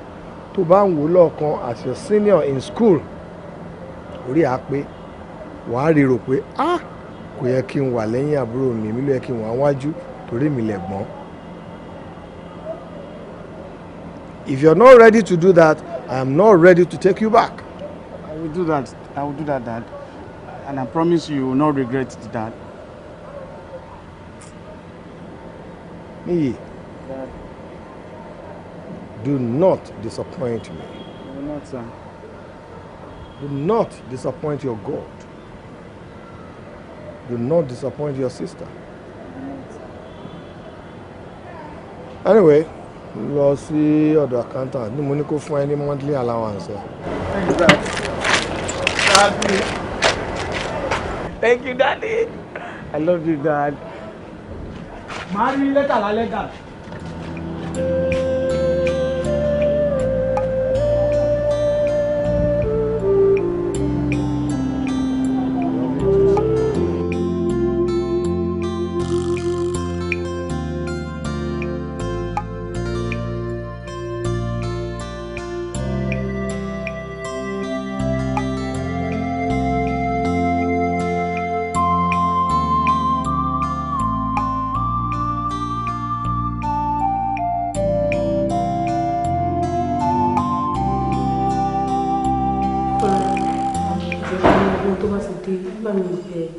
Mi ò mọ̀ nǹkan tí mo ṣe fún mi mọ́ ètò fi ń treat me báyìí. Ṣòro àti bàbá ẹ̀kọ́ ní ìṣòro bọ̀ kí ni ìwọ gbogbo ṣe fún? Like seriously mi ò ṣe anything fún náà. Ṣé tí n bá ṣe mi ní sọ fún ẹ̀yin? Bọ̀ mo ní ìnà mo pé ọ̀rẹ́ mi láti kékeré ni. O wa trust mi sí mo jọ rẹ̀ tẹ̀. No mo trust ẹ̀ bọ̀ jẹ́kúdé ni. Jẹ́kúdé. Cause ó wà annoying náà. Ó lè sọ fún mi pé òun ò ṣe mo just like that. Mo kọ́ rẹ̀ mi jẹ́ kí n bá sọ̀rọ̀. Calm ṣùgbọ́n calm down jẹ́ kí n bá sọ̀rọ̀ náà. Please do, please. Don't worry, I will do it. I can just take it off my head. I will do it, don't worry. Olamide. Yeah. What's up? I'm fine. Wọ́n ló fẹ́ rí mi. Yeah, kò sí nǹkan kan. Ọ̀gá ẹ̀ ló kàn ṣàlàyé ọ̀rọ̀ kan fún mi, ó dẹ̀ mọ̀ pé true mi ló fi mọ̀. Àna ọ̀rẹ́ mi ni. So kò sí bí nǹkan bẹ́ẹ̀ ṣe fẹ́ ṣẹlẹ̀ tí mi ní mọ̀. Ó lọ sọ pé ó sọ fún un pé ò ṣe mọ́ ọ. I don't get it. Mo ṣe ní kí n wá rí ẹ. Kò parọ́. Actually, I need time to face my study. I need to face my studies, and I don't want any distraction. Like seriously? Yeah, mo rí pé ó ń fún mi ní distraction, and I need to stay away from her. Mo á sọ fún pé for some time kó máa jórúkọ dad ẹ̀ kí mi náà máa jórúkọ dad mi. So that's just it. Ní kò yẹ kó ṣe bẹ́ẹ̀ yẹn náà, ó mọ̀ pé mo ti fọ́n fún bèbí. Ẹ̀yin mi dẹ̀ ni mo introduce ẹ̀ sí ẹ. Ṣé fẹ́ kí n displease ara mi to please a friend ni? Have I not done enough? Honey, please, I'm sorry. tó bá jẹ́ pé torí fóònù ẹ̀ tí mo ń tún ni, I promise you I won't do that again. I won't do it again, please, I'm sorry. Bá mi dáríjì náà, ẹni yóò dẹjọ́. Oh, kò lè fi mí sílẹ̀ bá, ìmọ̀ ní kí n ti bẹ̀rẹ̀. Only please, I'm sorry, I love you. Okay, I've heard. Only please, I'm sorry. Okay. Mo ti dáríjì ẹ́. Though o ṣẹ̀ mi, but mo dáríjì ẹ́. Only mo ṣe. Èmi fúnra mi mo gan mo ṣe. Please, I'm sorry, baby, please. Have your seat. Mo ti dáríjì ẹ́, mo níyì náà. Má mi gbé dáadáa pé Ó ti gbọ́, mo níyì, ó ti gbọ́, ó ti dáríjì ẹ́ bẹ́ẹ̀ yẹn. Oh, ṣẹ̀ mi in the first place. So, have your seat. Are you sure? Have your seat. Oh, ṣẹ̀ mi. I'm sorry. Ṣebí mo sọ fún yẹn. I trust him. Níyì ni now is my friend. Ó ti gbọ́ bẹ́ẹ̀ yẹn. Ṣebí níyì ni, ó ti gbọ́.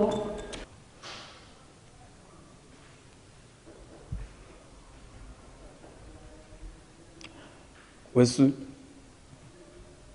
ẹ máa bọ̀. Ẹ máa bọ̀ jàre.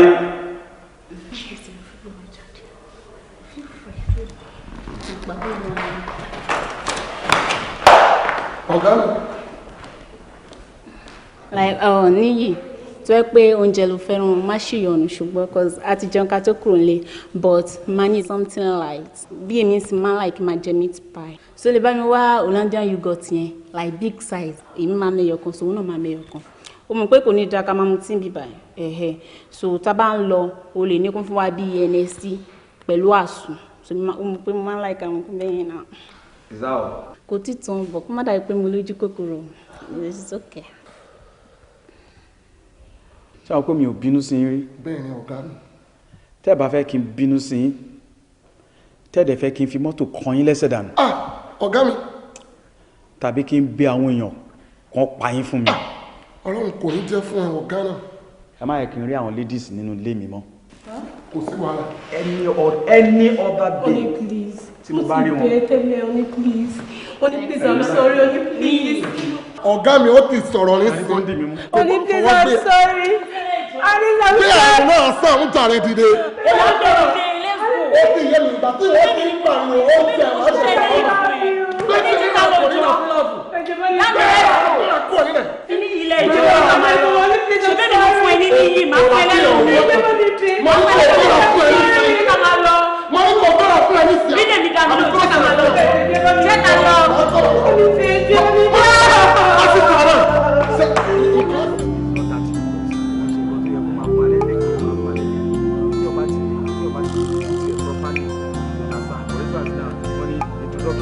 Accounting and bookkeeping.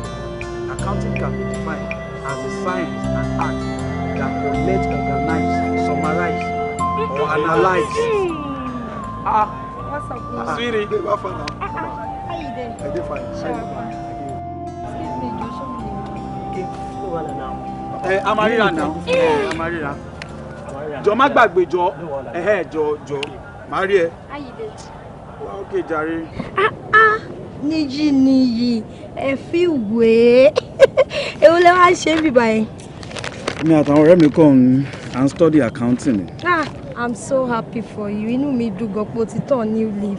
Ọlọ́run ṣe mo dúpẹ́ o. So ìwọ Níyì ló wá dẹni tó ń kàwé pẹ̀lú àwọn ọ̀rẹ́ ẹ̀. Ọlọ́run ò ṣe o.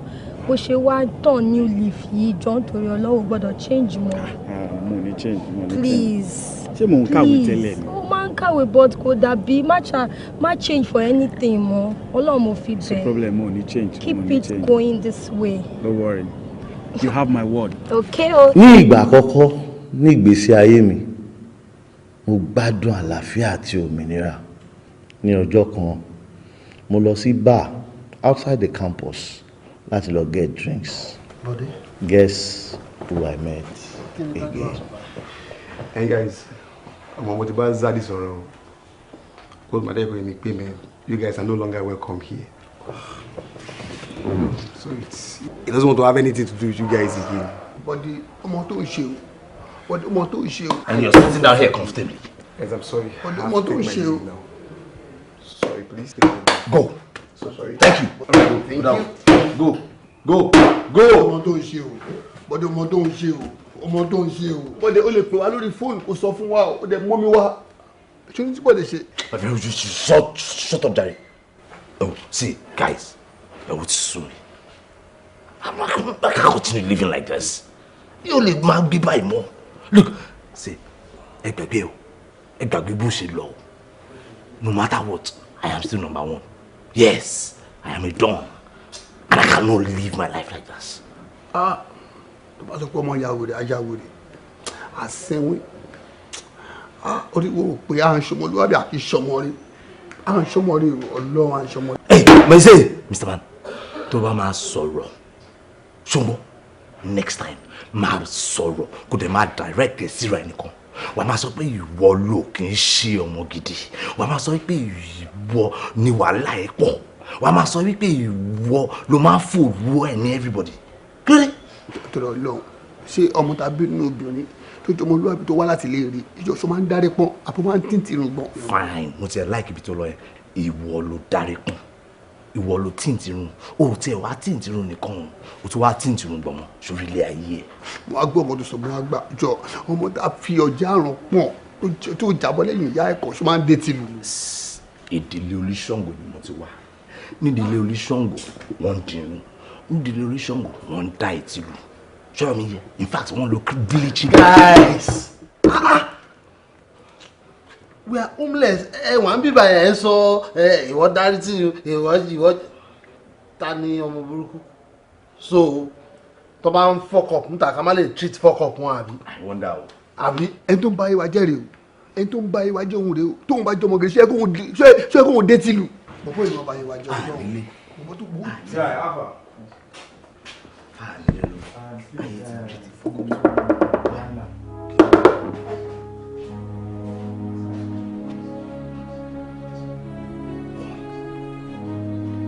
Prime.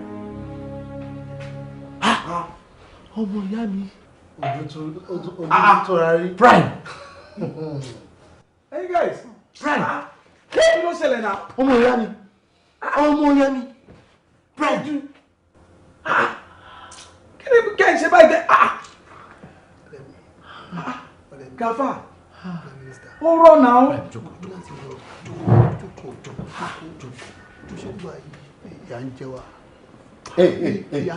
Hey, point of correction. Mama, so what I go like plural terms, sha?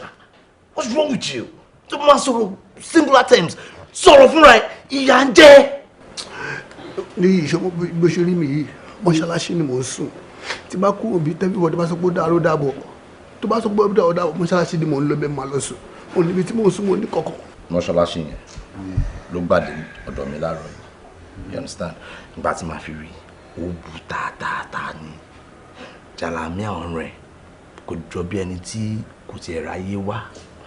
White jàlámíà ó di brown láì ṣe pé ilẹ̀ Haúsá ló ń gbé. Can you imagine? Shirt tó wọ̀ yìí mi ni mo bọ́ sí lọ́rùn. He is homeless, he is hopeless, he is lifeless. He's homeless, he's lifeless. Do you have a home? But I have a bed. Jọ nǹkan tó béèrè lọ́wọ́ ẹ̀ dáhùn question ẹ̀. I have a bed space. I don't even know what to say, man. Ìṣọmọ tó ṣẹlẹ̀ ní wípé ẹ̀pù ẹ̀ níbi tá à ń gbé àkọ́fẹ́ kó ẹ̀pù àkọ́bọ̀ wa gẹ́ẹ̀tì accommodation bí ta lè máa gbé ó ti tọ̀ ó tọ́ ni àti rí ẹ̀ nìyẹn ọkàn wa ti balẹ̀ báyìí ìṣòro bá ṣe rí bó ṣe rí wa yìí àti change àti dọmọlúwàbí à ń ṣe kọ́kọ́ mọ́ bó ṣe rí wa yìí ọlọ́run kókò ṣàánú wa báyìí bí ta máa gbé lóko ó ti tọ́ àti change ó ṣàlẹ́ níbi àti change. For you to know ipa ti change sórí ohun tó ṣe wá yìí ibi tí a jẹ dé kò rí owó àti change lórí ẹ̀ láti gold tó wá sí black. Ìtọ́ ìmọ̀ ṣe wá bèèrè lọ́wọ́ ẹ̀ pé ṣókun ni ṣé kò rántí ẹni tí ó fún lówó tó fi lọ tán nínú sí gold ìgbà tó ń wùwà wèrè tó ń wù káàkiri ṣé kò rántí. Gbogbo ọ̀rọ̀ tẹ́ ń sọ yìí ó yà mí lẹ́nu gan-an. Ẹ̀yin guys mi. Ọmọ kan tó máa ṣẹlẹ̀ ẹ fún mi lénìí títí di ọ̀la ẹ jẹ́ kí n ronú sí nǹkan tí mo lè ṣe. That means you get orí street náà la máa sùn kálẹ̀. No. Mo máa lodge yín now. Yes now. Lálẹ́ ìwà lójú lálẹ́ yìí. That's good, thank you. Bàbá tiri. Water, omi. Ó sì jẹ́ pé àwọn ìwà ìgbà tó wà nínú ayé àwọn òwà wèrè yìí máa ń ṣù lára ẹ̀. ṣọ́ṣọ́ kò ti change. wèrè kí n kúrò lára bọ̀rọ̀ má blame mẹ́jọ mi kọ́. ó ní nǹkan tó wà very important tí mo fẹ́ discuss pẹ̀lú ẹ. ok mo ń gbọ́ kí ló fẹ́ discuss. ó rántí àwọn ọ̀rẹ́ mi Gafa Tejimola àti Shibube mo pàdé wọn and these guys are now changed. They are now changed guys. Really? Yeah. Oh, I see. The Fantastic Four is back, right? Come on. Mi ò believe nǹkan tó sọ yẹn. Wo ọmọ wa sílé o. Ilé ibo. Ilé wa mo tẹ́ mo ṣe ní pé kí n pè kí n sọ fún ẹ. Tó bá wá fúnra rẹ̀ ìwọ náà wò wọ́n kò wá rí pé wọ́n ti change. Níyì, no way. Àwọn guys yẹn ò lè wá sílé. For what? Àwọn guys tó wọ́n yẹn, they can never change. Come on. Ṣé bẹ́ẹ̀ mi change? Kí ló dé táwọn ò lè change? Tó fi rò pé wọ́n lè change. Ìgbà tí mi ẹ̀gbọ́n ẹ̀ tí mo change, ó yẹ kó mọ̀ pé àwọn náà wọ́n lè change. And these guys have changed. Tó bá insist pé ó máa wá sọ́dọ̀ wa, then daddy máa gbọ́ sọ̀rọ̀ ẹ̀, and I mean it. Will you stop that? Stop what? It's my house, not daddy's house. Your house? Yes. And my house. Ilé àwa méjèèjì ni. Equal rights dẹ̀ lájọ ní. Right tó ní, lèmi náà ní. So those guys, they are not coming to our house. Láyé, mi ò lè gbà. Change imbo. Sweet sister, don't be adamant. Èmi lẹ̀gbọ́n ẹ̀ mo ń bá ẹ sọ̀rọ̀ wá tẹ̀ sí kọ́kọ́ listen no. I don't care. They are not coming, and that's fine now. Okay. You know what? Yeah. Máyà kí ọ̀rọ̀ àwọn ọ̀rẹ́ mi máyà kó díjà wá sílẹ̀. Come on. Don't change. Àwọn tó ń pretend fellow not change. Àwọn tó kórun pípọ́n sórí yẹn. Ẹ sì jọ fẹ́ máa ṣe kó àbí. Kò lè work. Do you know I love you, right? I love you too, and that's why they are not coming. Mo ti fẹ́ máa lọ. Oúnjẹ tó order. Ó jẹ́. You want to walk out on me? Mi ò work out. Mo ti gbọ́ ẹ̀.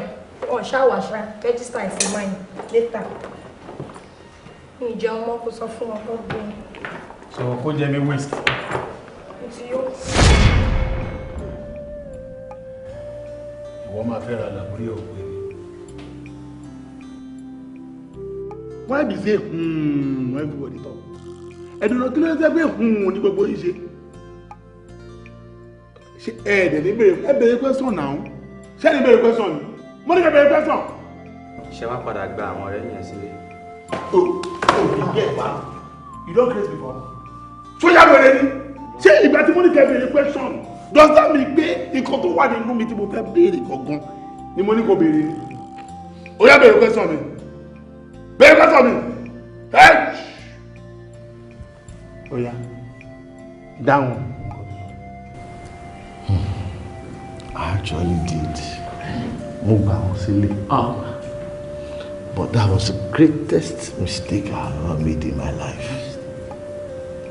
Ilé ìtajọ́ ń ṣe tẹ́lẹ̀ was child's play. Wọ́n ti wá burúkú jù. Ìwà tó wà lọ́wọ́ àdàmọ́ rárá. Mi ò dẹ̀ mọ̀. You are nothing but a foolish man. You are a foolish. Kí ló nǹkan tó tún foolish iná lé ayé iná o? Ó lọ sí ní ẹ̀mẹ́ dúró báwo ló ṣe máa ní? Fálọ́rẹ̀! Ṣé wẹ́rẹ̀ ni wọ́n bọ̀ yìí? You say you don dey craze, you dey mad. Orí ẹ̀ ti dà. Oh look, ọmọ bọ́rọ̀ ẹ̀ ṣe rí ni. Ó dàbí kí èèyàn sọ pé mo máa change. Dúró kí báwo ló ṣe máa ronú pé èèyàn ṣe máa ronú pé rú mi lè change. You are a useless man. You are a useless man. You are a useless man. Hi! Faster. Faster. Oh yeah. Wetin come happen?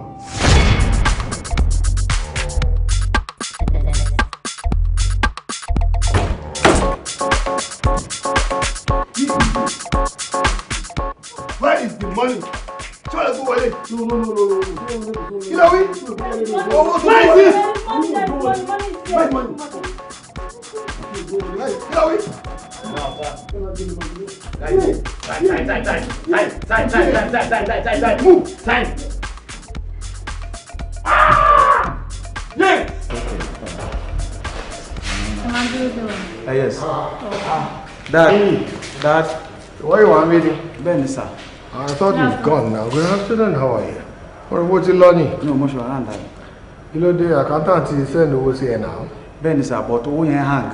so mo wá ní pé kí n rí wọn kí n complain fún wọn bóyá wọ́n máa túnṣe ní àbí wọ́n máa pè.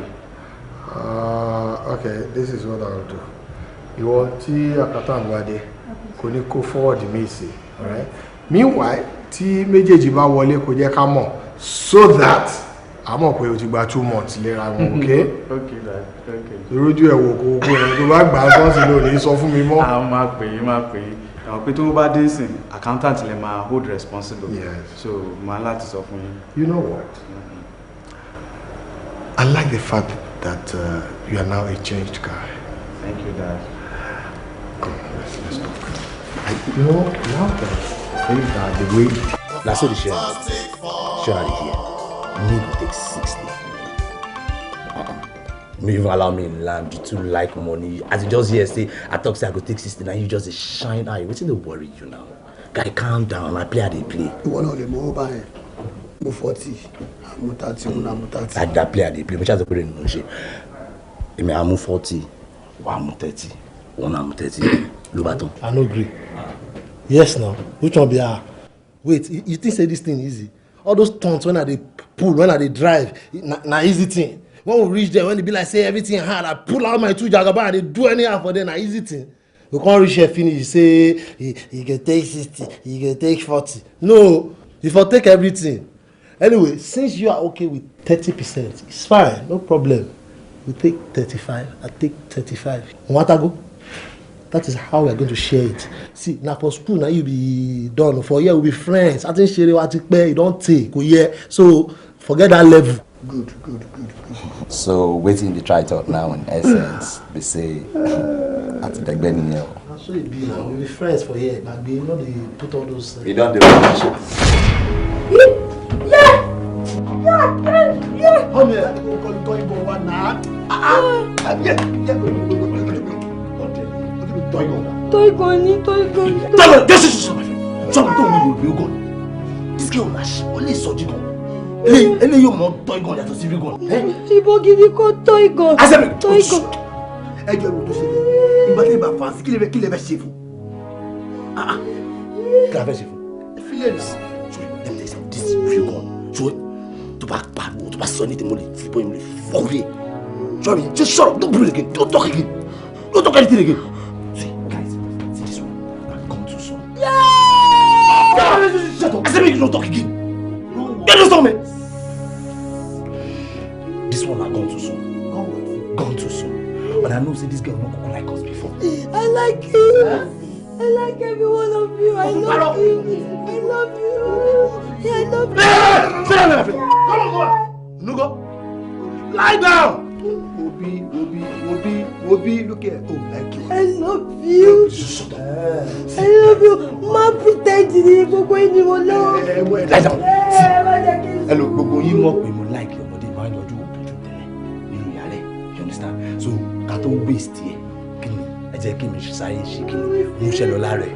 Please don't do that again. Shut up! Yes, sir. Yeah. See, Please. if she move, Yeah. scatter her. Yeah. Please. Wasu.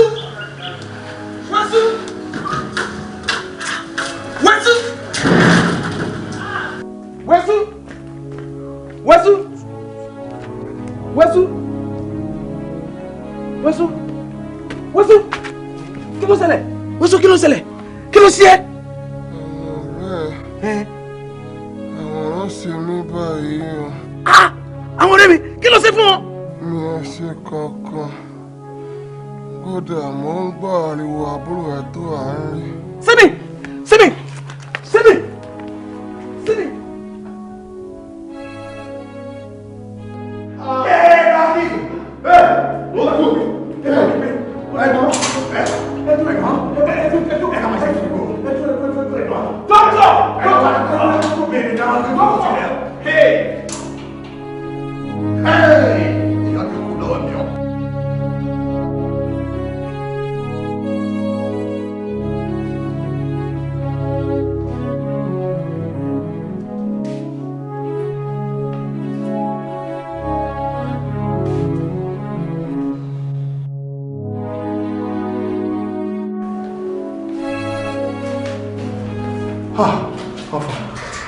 Doctor. Sir. Yes. Àwa gbìyànjú Tiwa o. Ó bù lọ star. Take it easy. Ọlọ́run ló fún ni. Ọlọ́run ló gbà.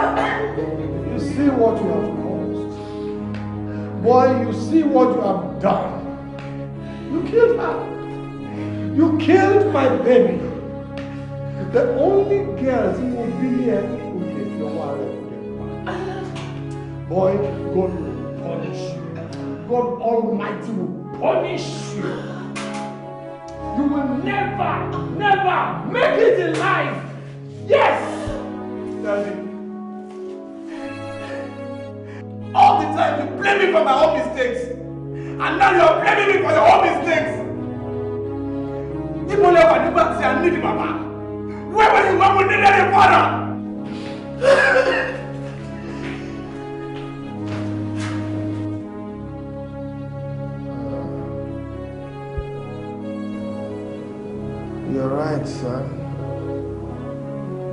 Where was I? Where was I when you needed me as a father? Where was I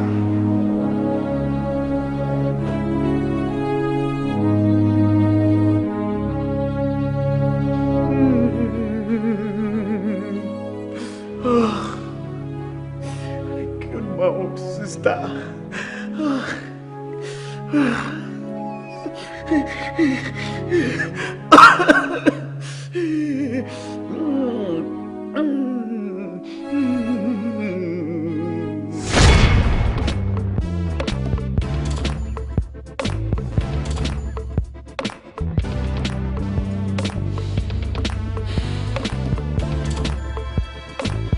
Ikú ni èrè ẹ̀ṣẹ̀. Àwa tá bá ń ta ó dẹ̀ ká máa tọ̀ kó ba lè má dẹ̀rùn onídìí o.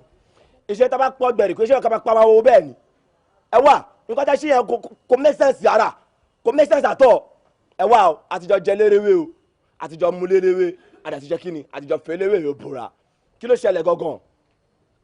Jọ́jọ́ lọ ṣé ní ìlọ́pàá ni. No dáàdì mọ́mí ẹ̀ lọ́pàá ṣé ń tẹ́ pa ẹ̀ kò ń ṣe family nìyí. Ẹ wá entrepreneur level lẹ́bi bójú ọmọ ọlọ́mọ jẹ́ ẹ wá kó sápá ẹ̀ kó wá bọ̀ àwọn bíbá ẹ wá sọ kí ni. Mo ṣe mo tẹ́bẹ̀ mo dẹ̀ ṣe mo chacho. Wá fún mi dẹ̀. Aláyẹ̀wò ẹ̀kọ́ bá kọ́ lọ bẹ́ẹ̀ jàre. Sórí ẹ̀jì ni ó mọ̀ mi tó wà ní. Mo dẹ̀ bẹ́ẹ̀ sọ́dẹ̀ ń bẹ́ẹ̀ ọdẹ fún òsókè. Tani sọ pé kò dùn ún? Èmi wá tí mo wà ń bí. Ìpàdé pọ̀ ọmọ yẹn ò pé mi nà. Ó ń dùn mí torí sí ní ló bá fà fẹ́ mi kan. Tó bá ṣe yẹ ẹ̀yin jẹ́ lo 36 yìí. Ẹ fẹ́ pààyàn nìyẹn.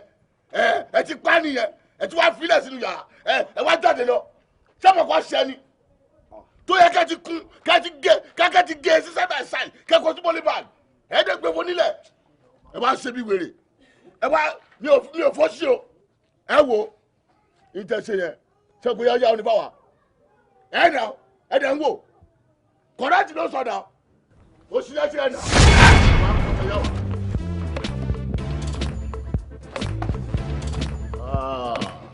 Ọmọ adé nìyí.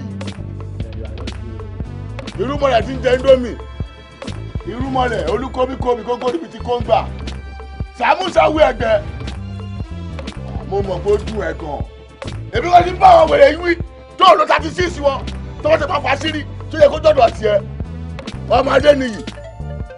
Ìyẹn lẹ̀ àwọn náà mọ̀ ń bá wí. Ó dẹ̀ gbé mo fẹ́ jẹ́ prime minister o.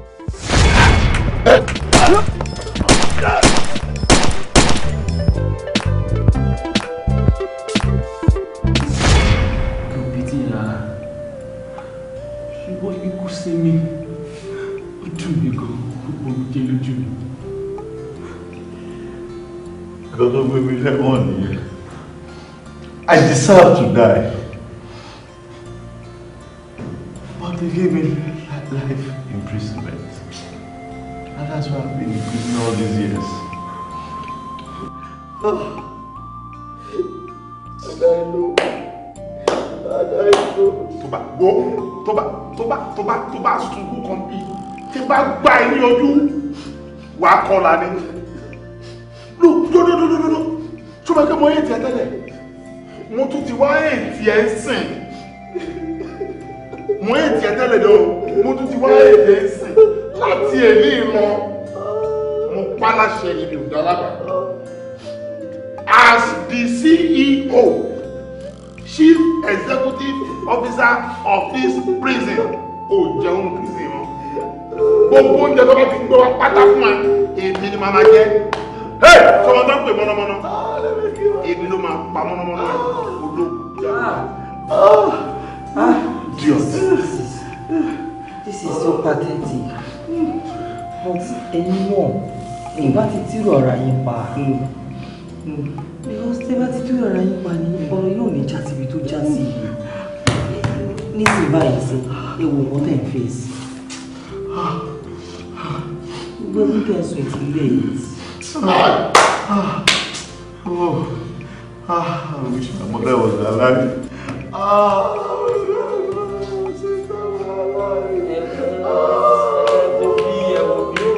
Ẹ má fi àjẹrà yín lọ́dọ̀ já sí, ó máa fi yín wọ́n ní o. Èmi kọ́ ló kọ́ sí pírọ́blẹ́mù yìí o, ẹ máa jìyà mọ́yà ni o.